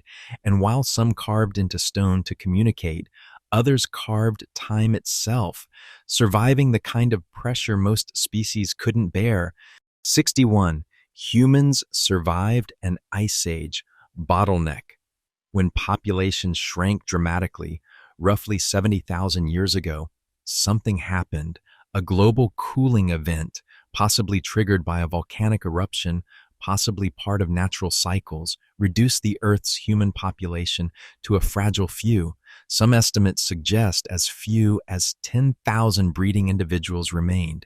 This is known as a population bottleneck, a sharp reduction that shrinks genetic diversity and pushes species to the brink of extinction. But humans made it through. How? Maybe through cooperation, maybe through flexibility in diet, migration, and tool use, maybe just through luck. But the genetic evidence is clear. All modern humans are descended from a surprisingly small group of survivors. That moment of near collapse shaped everything that followed. It concentrated lineages, hardened adaptations, and may have intensified cultural transmission. After the bottleneck, human innovation seems to accelerate. Art, ritual, and long-distance movement all gain momentum. We didn't just survive the cold, we survived the odds. And as glaciers swallowed land and exposed new paths, some of the world's most unlikely places came to life. Even deserts bloomed, and hippos swam beneath Saharan skies. 62. Sahara Desert once had lakes and hippos during wetter, prehistoric phases today, the Sahara is dry, vast, and unforgiving, a sea of sand stretching across northern Africa. But it wasn't always this way. During prehistoric periods known as the African humid periods, the Sahara was a green paradise. Lakes spread across what is now desert, rivers carved through sand, and where dunes now dominate, there were grasslands, forests, and wildlife, including hippos, crocodiles, elephants, and giraffes. People lived there too. Rock art from the region shows scenes of swimming, fishing, and herding cattle. This was not a fringe zone. It was a thriving ecosystem, rich with life and culture. Archaeological sites reveal tools, pottery, and remains of settlements. Human populations flourished during these green phases, migrating with the rhythms of the land. Eventually, climate shifts turned the Sahara back into desert. The lakes dried, the people moved. But the memory of that green world is etched into the stones, the paintings, and the DNA of those who left. The Sahara wasn't always sand. It was once a cradle, now buried beneath the dust. 63. Rising seas, after the Ice Age, drowned vast coastal settlements. At the end of the last Ice Age, the earth warmed and the oceans rose, not slowly, not politely. Vast glaciers melted, sea levels surged by more than 100 meters, and the coastlines we recognize today were drawn anew. But before that redraw, many prehistoric communities had already settled along the older shores.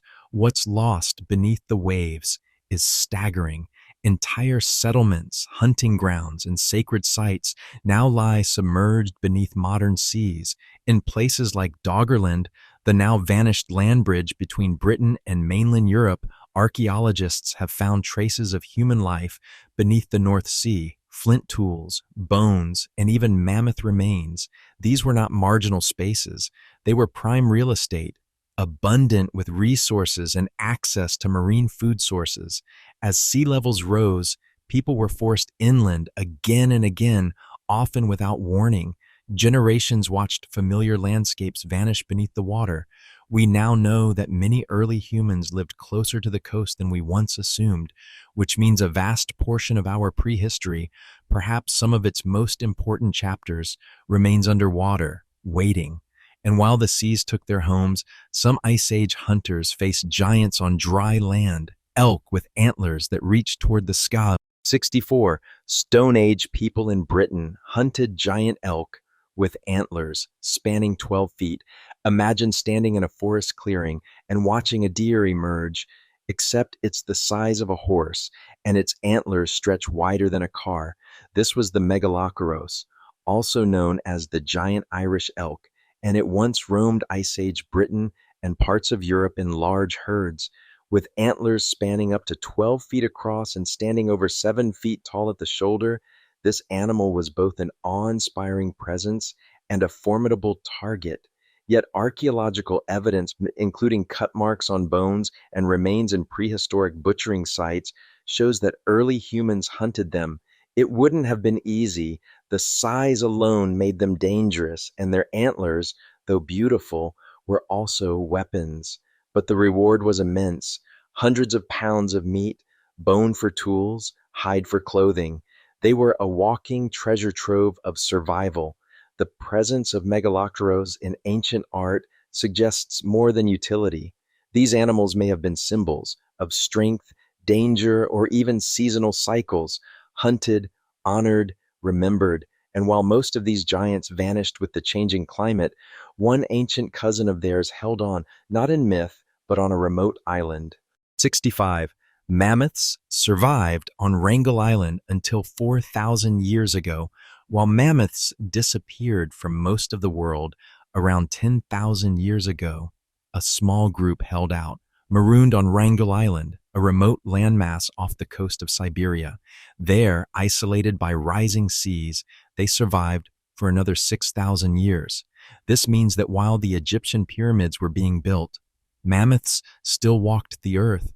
These Wrangel Island mammoths were smaller than their Ice Age relatives, a result of island dwarfism, where limited resources favor reduced body size, but they were still unmistakably mammoths, shaggy, tusked, and ancient. DNA analysis reveals they had a small gene pool and over time accumulated mutations that may have contributed to their final extinction. Their survival challenges assumptions. It shows that extinction isn't always a sudden global event. Sometimes it's a slow fade, playing out in quiet corners of the world.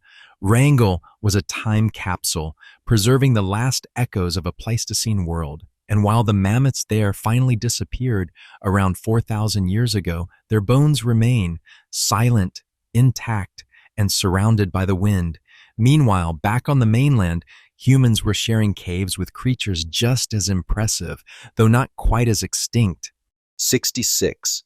Cave bears shared dens with humans in Ice Age Europe. Cave bears were massive, shaggy, and deeply territorial.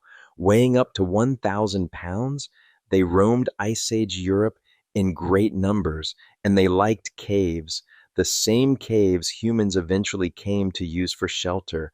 This overlap led to a strange coexistence. In many prehistoric European sites, cave bear bones are found side by side with human artifacts, sometimes layered over each other, sometimes intentionally arranged. These weren't accidental encounters. Humans and bears were, at times, roommates, albeit unwilling ones. Cave bears hibernated through the winter, occupying caves for months at a time. Early humans may have waited until bears vacated before moving in. Other times, it's possible they actively competed for the same shelters. The relationship was likely tense, opportunistic, and shaped by necessity. Interestingly, some sites show what appears to be ritual arrangement of cave bear skulls placed in niches, facing openings, or stacked deliberately. Whether this was symbolic or practical remains unclear. Eventually, cave bears went extinct around 24,000 years ago, but for a time, they were part of the same cold, uncertain world. And as the Ice Age lingered, humans didn't just seek shelter. They sought warmth and sometimes found it underground. 67. Ancient people sometimes used caves warmed by geothermal springs. In a world ruled by cold, warmth was currency, and in certain rare places, the earth itself offered it. Through geothermal springs that bubbled and steamed into nearby caves, early humans were quick to notice. Sites in regions like Italy and Central Europe show signs that prehistoric people used thermally active caves as seasonal dwellings. These caves had warmer temperatures year-round, making them ideal refuges during harsh winters. Some also had access to hot springs, which could have been used for warmth, washing, or even healing. The choice of such caves wasn't just lucky. It shows observational skill, a keen understanding of the landscape and how to exploit it. Where warmth came from the ground, life could last longer. Geothermal caves may have also carried spiritual weight. The breath of the earth, the steam rising from the stones, could easily inspire reverence. In a time when fire was sacred, natural warmth must have seemed miraculous. And as people warmed themselves in the earth's embrace, far to the south, another kind of warmth was vanishing as megafauna met their end on a distant island continent. 68. Australia's megafauna, giant wombats, kangaroo species, disappeared soon after humans arrived. Roughly 65,000 years ago, humans reached Sahul, the prehistoric supercontinent comprising modern-day Australia, Tasmania, and New Guinea. They arrived by boat, crossing open water long before most other human groups had even considered setting sail. But when they landed, they encountered a world unlike any other, one filled with giants.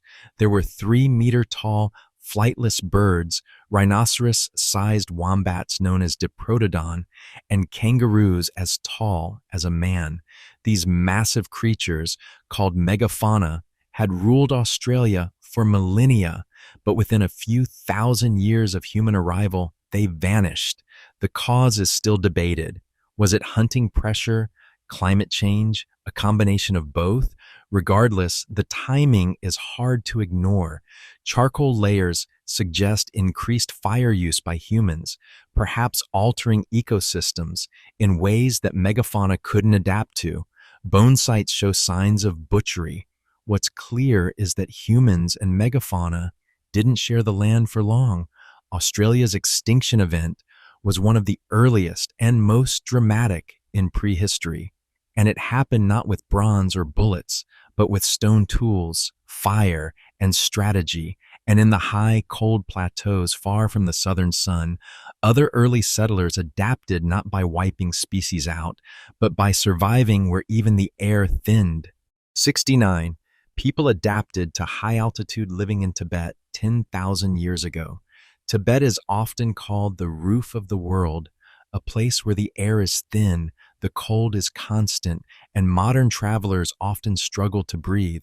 Yet archaeological and genetic evidence shows that humans began living there at least 10,000 years ago, possibly earlier. This wasn't just visiting, it was permanent settlement in one of the harshest environments on Earth. How did they do it? Genetic adaptations offer part of the answer. Modern Tibetans carry a variant of a gene called EPAS1, which helps their blood carry oxygen more efficiently at high altitudes. This adaptation likely came from an ancient group of humans known as the Denisovans through interbreeding. That's right. People who live in the clouds today may owe their lung power to an extinct human cousin. But it wasn't just biology. Prehistoric Tibetans made use of yak, high-altitude grazing, and cold-hardy crops.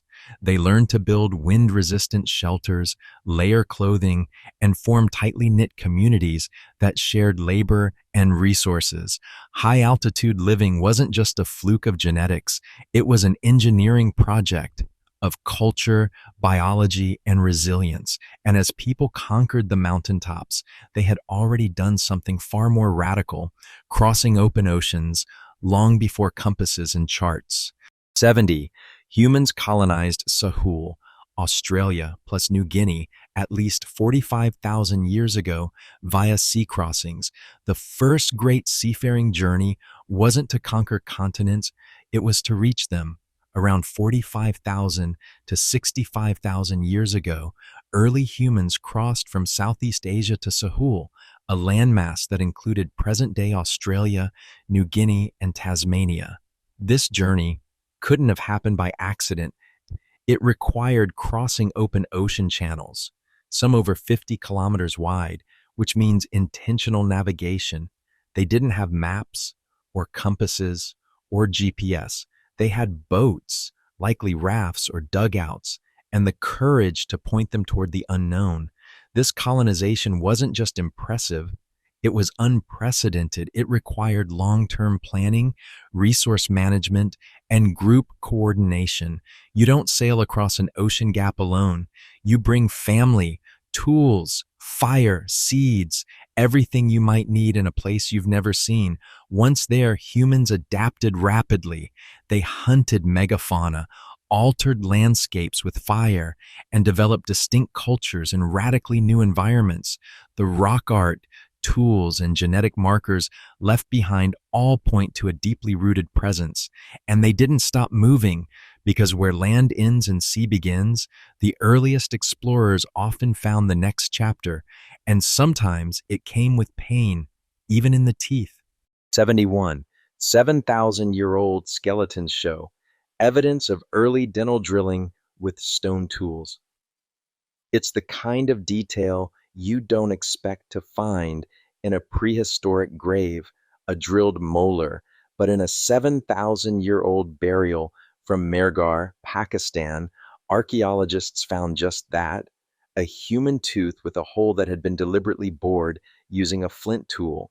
This marks one of the earliest known examples of dental intervention, and it wasn't accidental.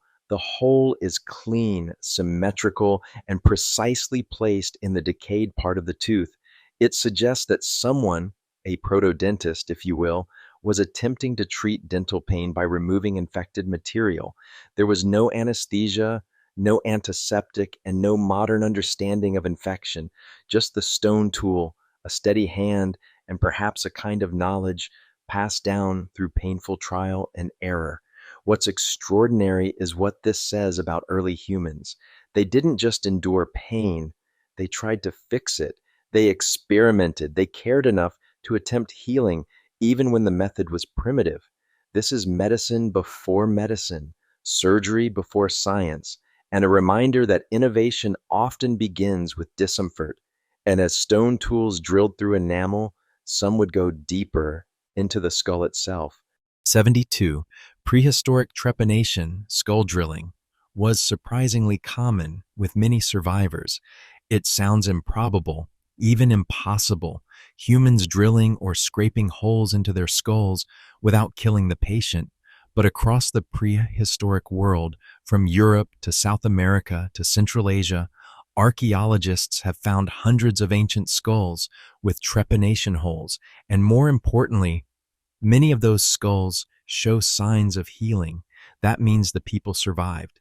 Trepanation, and the act of removing a piece of the skull, was likely used to treat a variety of conditions: head trauma, swelling, seizures, or perhaps even spiritual beliefs involving the release of spirits or pressure. Whatever the reason, it was practiced often and shockingly with success. Tools used ranged from sharp stone flakes to scrapers. The procedure was slow, methodical, and done without modern sterilization, yet many patients lived. In some cases, individuals had multiple trepanations, meaning they survived the procedure more than once. This wasn't barbarism, it was early medicine, practiced with care, skill, and an astonishing degree of anatomical knowledge. It speaks to a world where healing was not just hoped for, but attempted with tools and willpower. And while trepanation cut into bone, other ancient healers turned to what grew: leaf, bark, and bloom. 73.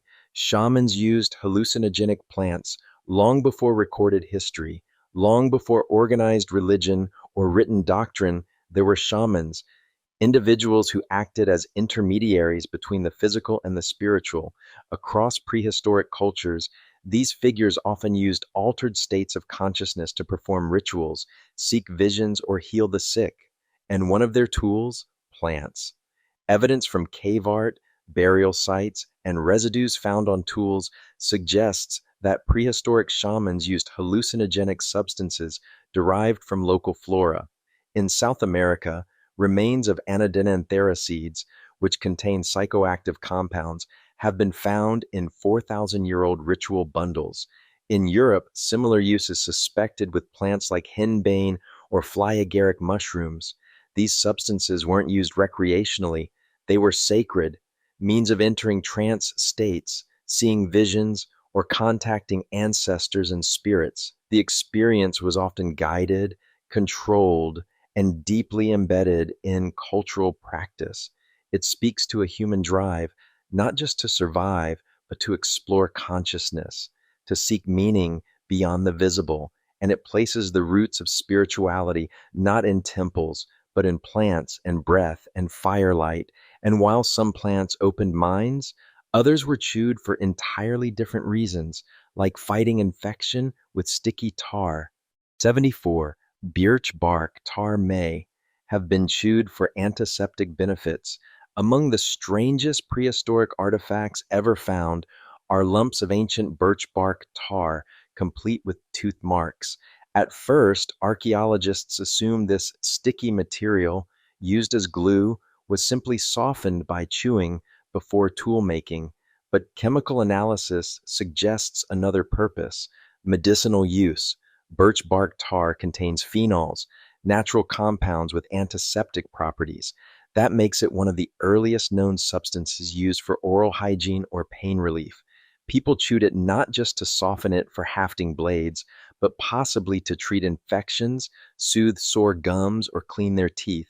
Some samples date back more than 9,000 years and contain preserved human DNA, allowing researchers to reconstruct the identity, diet, and even health status of the individuals who chewed them. It's a remarkable time capsule, combining technology, medicine, and personal behavior in one sticky lump. This kind of practical ingenuity, turning tree bark into both adhesive and medicine, shows how closely ancient people observed the natural world. They didn't just use it, they learned from it. And while tar might have soothed the mouth, bones tell us even more about the care behind ancient healing. 75. Bone fractures often healed well, suggesting knowledge of immobilization. In prehistoric cemeteries, healed bones whisper stories of survival. Across Europe, Asia, and Africa, archaeologists have found skeletons with fractures, broken arms, shattered legs, cracked ribs that show clear signs of healing. Clean, aligned, and often fully mended. This means that even without splints, slings, or modern cuts, ancient humans knew how to immobilize limbs, reduce pain, and give the body time to recover. They may have used wooden supports, bark strips, leather bindings, or even carefully padded slings made from hides and plant fibers. What's even more telling is who was cared for. Some individuals with serious injuries lived for years after the trauma, long enough for complex fractures to fully heal. That suggests not only medical skill, but social support, food, protection, and care provided by the group. Healing a broken bone isn't just a biological process, it's a community effort.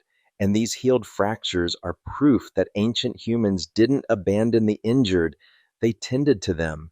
And while bones healed slowly, some wounds were treated with fire, literally. 76. Ancient people sometimes cauterized wounds with fire-heated tools. The idea of burning a wound closed sounds brutal by modern standards, but it's one of humanity's oldest medical practices, and it has prehistoric roots. Evidence from charred bone edges and thermal damage near ancient injuries suggests that early humans practiced cauterization.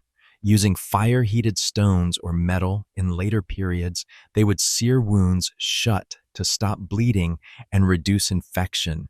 In emergencies, it was a drastic but effective method. This wasn't done casually.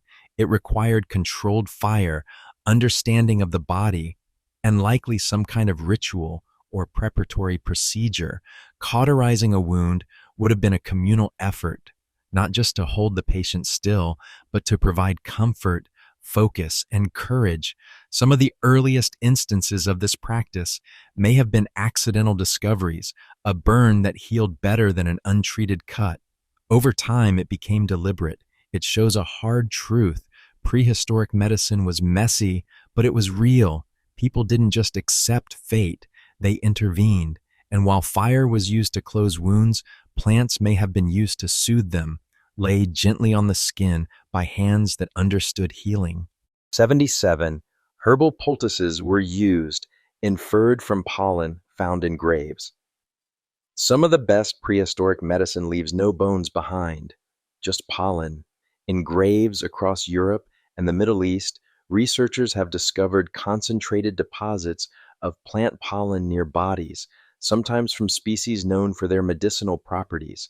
Yarrow, chamomile, plantain. These plants weren't necessarily placed as decoration. Their presence in high concentrations, often near joints or wounds, suggests they were applied as poultices. Crushed leaves and flowers laid onto the skin, perhaps wrapped in bark or hide, used to draw out infection or soothe pain. This practice speaks volumes about prehistoric knowledge of botany. People didn't just use plants for food, they used them for healing, and they chose specific species for specific ailments, likely based on generations of trial and observation. Poultices weren't flashy, but they were effective, and their quiet, practical use left behind microscopic traces that now tell a story of early compassion, observation, and care.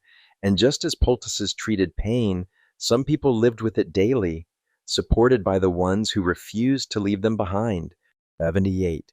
Some individuals lived with advanced arthritis, cared for by their groups. Among the most touching discoveries in prehistoric archaeology are skeletons that speak not of strength, but of endurance. bodies bent by time and disease, yet still carried forward by their communities. Take the case of individuals with advanced arthritis, joints fused, spines curved, hands misshapen, and yet they lived. Arthritis doesn't just hurt, it limits mobility. The fact that some prehistoric people survived into old age with severe degenerative conditions suggests they were not only tolerated, but actively supported. They were fed, protected, and perhaps even revered. These individuals couldn't have hunted or gathered efficiently. Instead, their value may have shifted to memory, ritual, or instruction. In small, close knit groups, oral knowledge was gold, and elders were its keepers. Their bones show suffering, yes, but also survival. Theirs is not a story of weakness, but of inclusion. A prehistoric world that, despite its brutality, made room for the slow. And while arthritis left its marks on joints, other stories are carved into the very teeth, where use turned mouths into tools. 79. Dentalware shows. People use teeth as tools. If your dentist saw this, they'd weep. Prehistoric skulls often show extreme dental wear, not just from chewing gritty food, but from using teeth as tools. Grooves, fractures, and worn enamel reveal how early humans gripped, tore, and twisted with their mouths.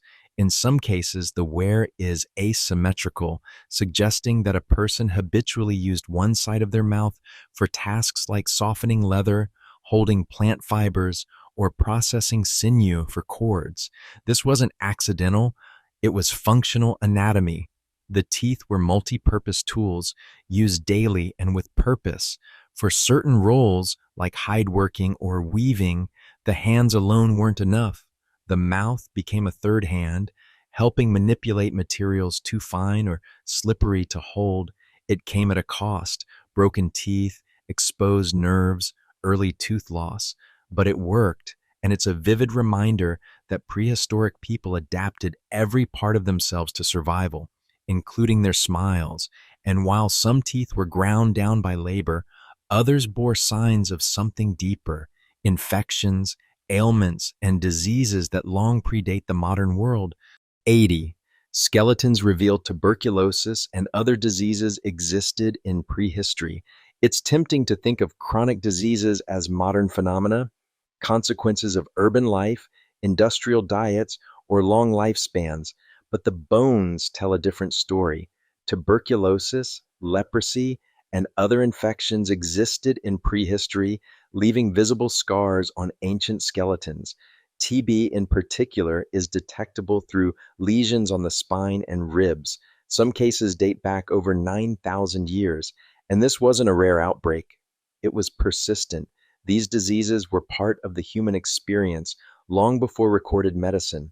Other remains show signs of treponemal diseases, joint degeneration from chronic infections, and even congenital conditions. These weren't one-time flukes, they were patterns, evidence that prehistoric populations faced many of the same biological struggles we do today. But here's the difference. Without antibiotics or vaccines, survival required strong social networks and remarkable resilience. Disease didn't only challenge the body, it tested the group. And while illness left marks on the skeleton, burial left messages in the soil, carefully arranged, silently expressive. 81. Burial sites sometimes contain multiple bodies arranged in patterns. Not all prehistoric burials are simple pits in the ground. Some are elaborate, communal affairs, multiple individuals laid to rest in intentional patterns, circles, rows, spirals, even face-to-face arrangements. These burial designs hint at something more than practicality. They suggest symbolism, ritual, and perhaps a belief in the afterlife or social order that extended beyond death. In some graves, children are placed next to elders or adults positioned in mirrored poses. Others show symmetrical groupings with objects placed at precise intervals. This kind of arrangement requires planning, coordination, meaning. It tells us that death wasn't just the end, it was a moment of ceremony. It also reflects the value placed on relationships. The dead were not buried alone, they were connected, remembered, and perhaps even sent off with guidance into whatever came next. And in many of those graves, there's a recurring element, a color that stains the bones like memory itself. 82.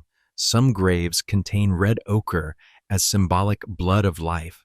Red ochre, that iron-rich, earthy pigment, shows up again and again in prehistoric graves, sometimes coating bones, sometimes dusted over the entire burial site. It's one of the oldest symbolic substances we know of, used not just in art, but in death. The reasons remain speculative, but the symbolism is hard to ignore. Red evokes blood, life, birth, and perhaps rebirth. Covering the dead in red ochre may have been a way to signal transformation, to mark the passage from life to something beyond. Its presence crosses continents and cultures, from Upper Paleolithic Europe to early African burials. It's a visual language shared across thousands of miles and years. In some cases, red ochre was applied meticulously, even to individual bones. In others, it seems thrown or scattered as if in ritual frenzy. But always it meant something, a final gesture, a painted farewell. And from that crimson dust, feasts would rise, not for the body, but for the soul and the tribe. 83. Ritual feasts involved mass slaughter of animals at once. Prehistoric people didn't always eat like survivalists. Sometimes they feasted. Archaeological sites across Europe and the Near East reveal mass animal remains, often butchered and consumed in one grand event. These weren't casual dinners, they were ritual feasts tied to burials, solstices, or sacred ceremonies. Imagine dozens of wild cattle slaughtered at once, their bones split for marrow, the fat rendered, the hides processed. In one site in Jordan, over 300 gazelle remains were found stacked together, not scavenged over weeks, but processed in a short window. At Gobekli Tepe, piles of wild boar bones suggest massive communal meals tied to temple activity. These weren't just about eating, they were social events, spiritual gatherings, and community rituals. Meat wasn't always for sustenance. Sometimes it was a symbol, a shared indulgence in a world usually defined by scarcity. And as the smoke rose and the meat sizzled, eyes may have turned skyward, toward monuments aligned not with the earth, but with the heavens. 84. Megalithic tombs, aligned with solstices, suggest early astronomy. Buried in stone, the stars waited. Across Neolithic Europe, megalithic tombs, large stone burial chambers, often align precisely with astronomical events. The most famous is Newgrange in Ireland, where the rising sun at the winter solstice shines directly down the central passage, illuminating the inner chamber for just a few minutes each year. This wasn't coincidence. These tombs were engineered, not just as burial places, but as celestial markers. They track the sun's movements, the turning of seasons, perhaps even the rhythms of ritual. It reveals something crucial about prehistoric people. They weren't only concerned with the land, they were looking up, marking time with shadows and light. These alignments transformed stone chambers into cosmic calendars, eternal timepieces for the dead. To build something so precise without metal tools or written math shows incredible observational skill.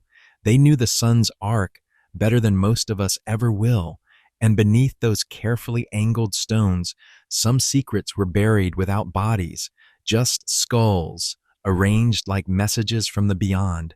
85. Skulls were sometimes displayed separately from bodies in ritual contexts. Among the stranger prehistoric burial practices is the separation and veneration of skulls. At several Neolithic and Mesolithic sites, human skulls have been found intentionally removed from bodies, curated, and placed in separate locations. Some were buried alone, others displayed in pits or niches. Occasionally, they were even painted or plastered transformed into artifacts, not just remains. This practice wasn't about disrespect. It may have been reverence. The head held identity, memory, perhaps even power. Removing the skull may have honored the dead or contained them. In some interpretations, skulls were kept as ancestral totems. In others, they were trophies, symbols of status, or ceremonial objects. The meaning shifts, but the pattern remains. The skull, disconnected, became something more than bone. And while the body returned to the earth, the head lingered in sacred space, watching, remembering, waiting. Meanwhile, among the living, another kind of memory took form in carvings of clay and figures of the old ones. 86. People may have practiced ancestor worship with carved figurines, small figurines carved from stone, bone, and clay, turn up in burials and homes across the prehistoric world. Many depict abstracted human forms, faceless, featureless, yet deeply expressive in their stillness. While their exact purpose remains debated, some scholars argue they were used in ancestor worship. These weren't mass-produced. Each one seems personal, intimate, a representation of someone who mattered. They may have served as stand-ins for the dead, carried from place to place, placed near hearths, or buried alongside the living. Their silence was part of their power. They said nothing, but embodied everything. In cultures without writing, memory lived in objects. These figurines may have preserved lineages, honored the past, or mediated between the human and the spiritual. They are the original portraits, not of appearance, but of presence. And as the ancestors watched from clay and stone, some were honored not with statues, but with the absence of weapons. 87. Some skeletons were buried with tools but not weapons, hinting at peaceful roles. Not everyone in prehistory was a hunter or warrior. In some graves, archaeologists find individuals buried with tools, bone awls, grinding stones, weaving implements, but no weapons, no blades, no points, just the quiet instruments of daily life. These burials suggest specialization. People whose primary role was not combat, but craft. Healers, artists, foragers, caretakers, the ones who held communities together while others hunted. The presence of such graves challenges the popular image of prehistoric life as purely brutal. It reveals a social structure that valued contribution over conquest, and while others were honored with spears, these were remembered with hands, hands that worked, wove, and shaped survival itself. And when the people gathered in ritual, they danced, not in war, but in unity. 88. Rock art sometimes shows dancing figures in communal activities. Cave walls don't just echo with the past, they move with it. Across multiple prehistoric sites, rock art includes more than just animals or handprints. It shows people often in dynamic postures that suggest movement, rhythm, and ritual. In other words, dancing, stick figure humans with arms raised, knees bent, or arranged in circles appear in caves from Africa to Europe to Asia. These aren't random doodles. They seem to capture communal events, ceremonies, celebrations, maybe even rites of passage. The presence of dancing figures implies music, rhythm, and a shared sense of occasion. It's one of the earliest signs of culture as performance, not just survival, but expression. These weren't isolated artists. They were people participating together in events so meaningful they were immortalized in stone. The dances themselves are lost to time, but their shapes remain, frozen mid-motion, preserved in pigment and dust. And while the dancers twirled, so too did objects, precious goods that traveled farther than their makers ever could. 89. Trade goods like obsidian, amber, and shells traveled thousands of kilometers. If you think globalization is a modern phenomenon, think again. Prehistoric people traded extensively long before roads, wheels, or currency. Materials like obsidian, Amber and seashells moved across continents, passing from hand to hand in vast networks. Obsidian from Anatolia shows up in the Levant. Baltic amber ends up in Mediterranean graves. Shells from the Red Sea make their way deep into inland Africa. These aren't isolated incidents, they're patterns. This tells us two things. One, prehistoric humans traveled. Two, they valued things beyond their immediate needs. Obsidian wasn't just sharp, it was beautiful, exotic. Amber was rare, shells, symbolic. These weren't just trade goods, they were ideas made tangible. Trade meant connection, it meant shared languages, shared trust, shared belief in the worth of an object, even one that couldn't feed you. And while some goods passed between strangers, others were offered only to the most loyal companions, the ones with fur and four legs. 90. Some settlements practiced ritual dog burials apart from human ones. Dogs weren't just pets, they were partners. In many prehistoric communities, dogs were buried with care, sometimes in graves of their own. These weren't random carcass pits. They were intentional burials, often with adornments, sometimes even with grave goods. In one case, a 12,000-year-old site in what is now Israel revealed a woman buried with her hand resting on a puppy. In other sites, dogs are laid on their sides as if sleeping. Occasionally, they are buried in separate cemeteries, suggesting a ritual role apart from humans. Why? Possibly because they weren't just tools for hunting, they were family, symbols of loyalty, maybe even spiritual guardians. These burials show emotional depth, cultural meaning, and perhaps even early expressions of grief. Dogs, after all, were the first domesticated animals. They stood by humans before sheep, goats, or cows ever did, and while some dogs were buried with us, others left only footprints in ash, in stone, in the oldest paths we ever walked. 91. Footprints preserved in volcanic ash in Tanzania are 3.7 million years old.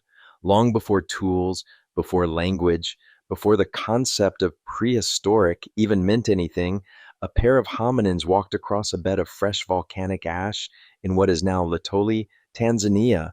Moments later, more ash fell, preserving their footprints like a photograph etched in stone, dated to 3.7 million years ago. These are some of the earliest known human-like footprints. They were likely made by Australopithecus afarensis, a distant ancestor of modern humans, and what makes them haunting is their clarity. You can see the arches, the stride, the weight distribution. One set even appears to belong to a child walking beside an adult. They didn't write, they didn't speak, but they walked, and the earth remembered. There is something deeply human in this record, not because it's modern, but because it's familiar.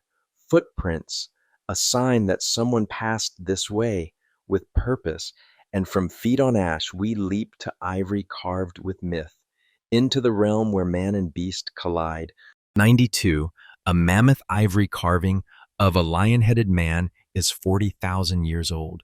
From the frozen caves of Hohensteinstadel in Germany comes one of the most astonishing artifacts of the Ice Age, a small figurine carved from mammoth ivory depicting a creature with a human body and the head of a lion. It is over 40,000 years old. Known as the Löwenmensch, Lion Man, this hybrid figure may represent one of the earliest known expressions of mythology. It wasn't a real animal. It wasn't a real man. It was something imagined, a being that existed only in thought, and then suddenly in form. The craftsmanship is remarkable, the detail deliberate. It would have taken weeks or months to carve using stone tools on brittle ivory, and it wasn't for survival. It was for meaning. Was it a god, a spirit, a symbol of power? We don't know. But we know this, it shows that 40,000 years ago, humans weren't just reacting to the world, they were inventing it. And as they shaped gods from tusk and dream, elsewhere they sculpted mystery, stone in hand, geometry in mind. 93. Stone balls, carved with geometric patterns were made in Scotland 5,000 years ago. Scattered across Neolithic Scotland are hundreds of mysterious carved stone spheres, each roughly the size of a tennis ball, but far from simple. These objects, often referred to as carved stone balls, are adorned with perfectly balanced geometric patterns, spirals, knobs, and interlocking motifs, all meticulously chiseled by hand. They're over 5,000 years old, yet their purpose remains unclear. Were they weapons, status symbols, measuring tools, ritual objects? No one knows for sure, but the precision is breathtaking. Some spheres have 6 or more symmetrical projections, carved so evenly that modern machinists marvel at their balance. They're typically made from hard stone like granite or quartzite, and many have been found in areas associated with ceremonial activity. Their uniformity across regions suggests communication, or at least shared design standards, among Neolithic communities. But what's most remarkable is what they represent: an investment of time and care into objects that had no obvious survival function. They were conceptual, mathematical, possibly spiritual, and while these orbs captured symmetry in the palm of a hand, elsewhere in prehistoric Europe, the real engineering feat stood taller, not made of stone, but timber from ancient forests. 94. A Neolithic wooden well in Germany is the oldest known timber construction, long before the pyramids, before Stonehenge, even before most stone buildings. Someone in what is now Saxony, Germany, built a wooden well, and they did it with such precision that the structure still tells its story 7,000 years later. Discovered in 1990, the well was constructed with oak planks fitted together using notched joinery, techniques still used in carpentry today. Tree ring analysis dates the wood to around 5,200 BCE, making it the oldest known timber construction in the world. The well's design reveals not only engineering skill, but environmental understanding. It tapped into groundwater, providing clean, reliable access to water for a Neolithic farming community. The builders chose straight, seasoned wood. They shaped interlocking joints. They dug deep. This wasn't a haphazard pit. It was architecture, and it demonstrates how early humans adapted complex construction methods long before written plans or blueprints. From stone to wood, the materials changed, but the impulse to shape the world remained constant, especially when it came to circles. 95. Stone circles exist far beyond Stonehenge. Even in Africa and the Middle East, Stonehenge might be the poster child of prehistoric mystery, but it's hardly alone. Across the globe, ancient cultures raised stone circles, deliberate arrangements of standing stones, often associated with celestial events, seasonal cycles, or sacred landscapes. In Senegal and the Gambia, hundreds of stone circles stand quietly beneath the sun, their origins stretching back over 1,000 years. In the Middle East, enigmatic stone wheels etched into the desert, called desert kites or wheels, form complex circular patterns visible only from above. These sites defy easy explanation. Some were used as burial grounds, others possibly as calendrical tools or ritual spaces, but the circle as a shape holds symbolic weight. It represents continuity, the cosmos, the cycle of life. That cultures separated by oceans and millennia arrived at the same symbolic geometry hints at a shared intuition that the circle meant something enduring, something worth carving in stone, and beneath those circles sometimes lay treasures more precious than gold, copper, pulled from the earth before metallurgy had a name. 96. A prehistoric copper mine in Wales was so extensive it earned the name Great Orme. Near the coast of North Wales lies a mountain called Great Orme, honeycombed with tunnels carved thousands of years ago, not by modern miners, but by Bronze Age hands wielding stone and bone tools. This was one of the largest prehistoric copper mining operations ever discovered.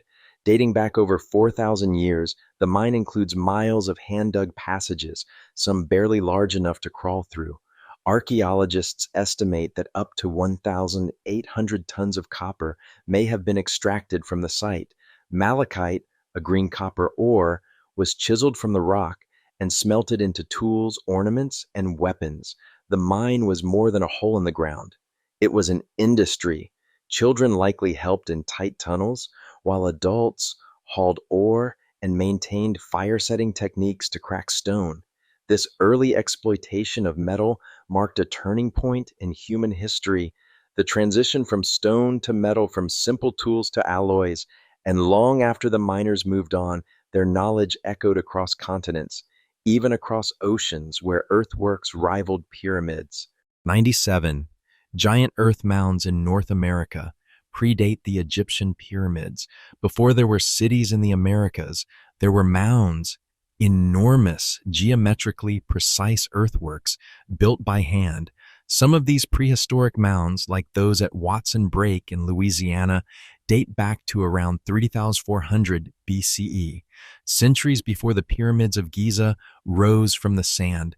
Built by hunter-gatherer societies, these mounds weren't burial sites or homes. They appear to have served ceremonial or astronomical purposes. Constructed from thousands of tons of soil, carried basket by basket, they display complex planning and labor organization. Watson Brake, Poverty Point, and other mound complexes in the Mississippi Valley reveal a society capable of monumental architecture. Without agriculture, metal tools, or wheels, they weren't just piles of dirt. They were designed, aligned, revered, and just like the great stone structures of the Old World, some of these monuments still stand, though a few now lie beneath the sea, their stories hidden under tides. 98. Some petroglyphs appear underwater today due to rising seas. The sea has a habit of stealing things, and it doesn't give them back. Along coastlines around the world, archaeologists have discovered petroglyphs, rock carvings, submerged beneath modern water levels. These carvings weren't made underwater, of course. They were once dry, once sacred, once visited by people who never imagined the sea would rise over their work. In parts of Scandinavia, India, and the Pacific, intricate rock art lies hidden beneath tides. Some depict animals, boats, even human figures.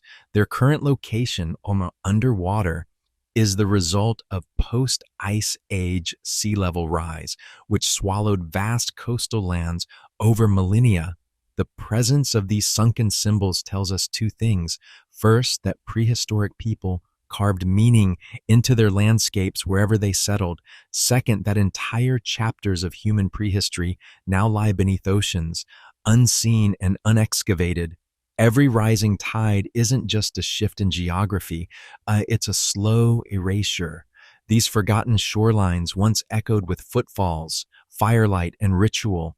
Now only divers and sonar whisper their stories. And in colder lands, some of those stories belong to children, buried not in memory, but in miniature. 99. In Siberia, children were buried with miniature stone weapons. Deep in the permafrost of prehistoric Siberia, archaeologists have uncovered burials of children, and in their graves, tiny stone tools, not toys exactly. These were purposefully made miniature versions of adult weapons, little blades, tiny spearheads, scaled down replicas of survival. Were they symbols of status or offerings for the afterlife? Perhaps they were a way to equip young souls with tools for the journey beyond. Whatever the case, these burials reveal a cultural investment in identity, continuity, and care, even in death. It also suggests something hauntingly familiar, that childhood was recognized, honored, and memorialized. These weren't just small bodies, they were individuals treated with ceremony and symbolism. The tools weren't functional, they were metaphorical.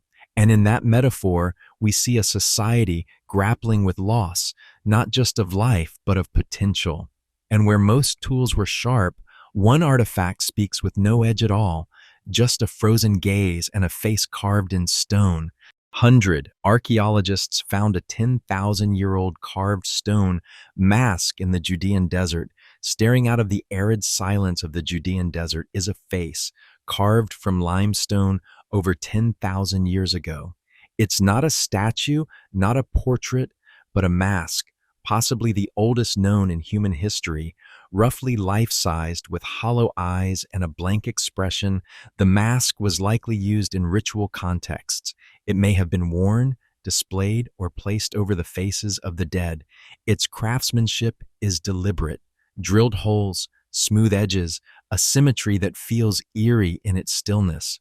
What did it mean to the people who made it? Was it meant to represent ancestors, spirits, gods, or was it simply a symbol? The human face abstracted and preserved, given permanence in stone. Unlike cave paintings or figurines, masks transform the wearer. They turn person into persona, body into mystery. This one, created in the Neolithic, suggests that transformation of identity, of role, of meaning was already part of the human imagination. And with that blank stare, the face closes this chapter of prehistory, not with answers, but with a question carved in silence.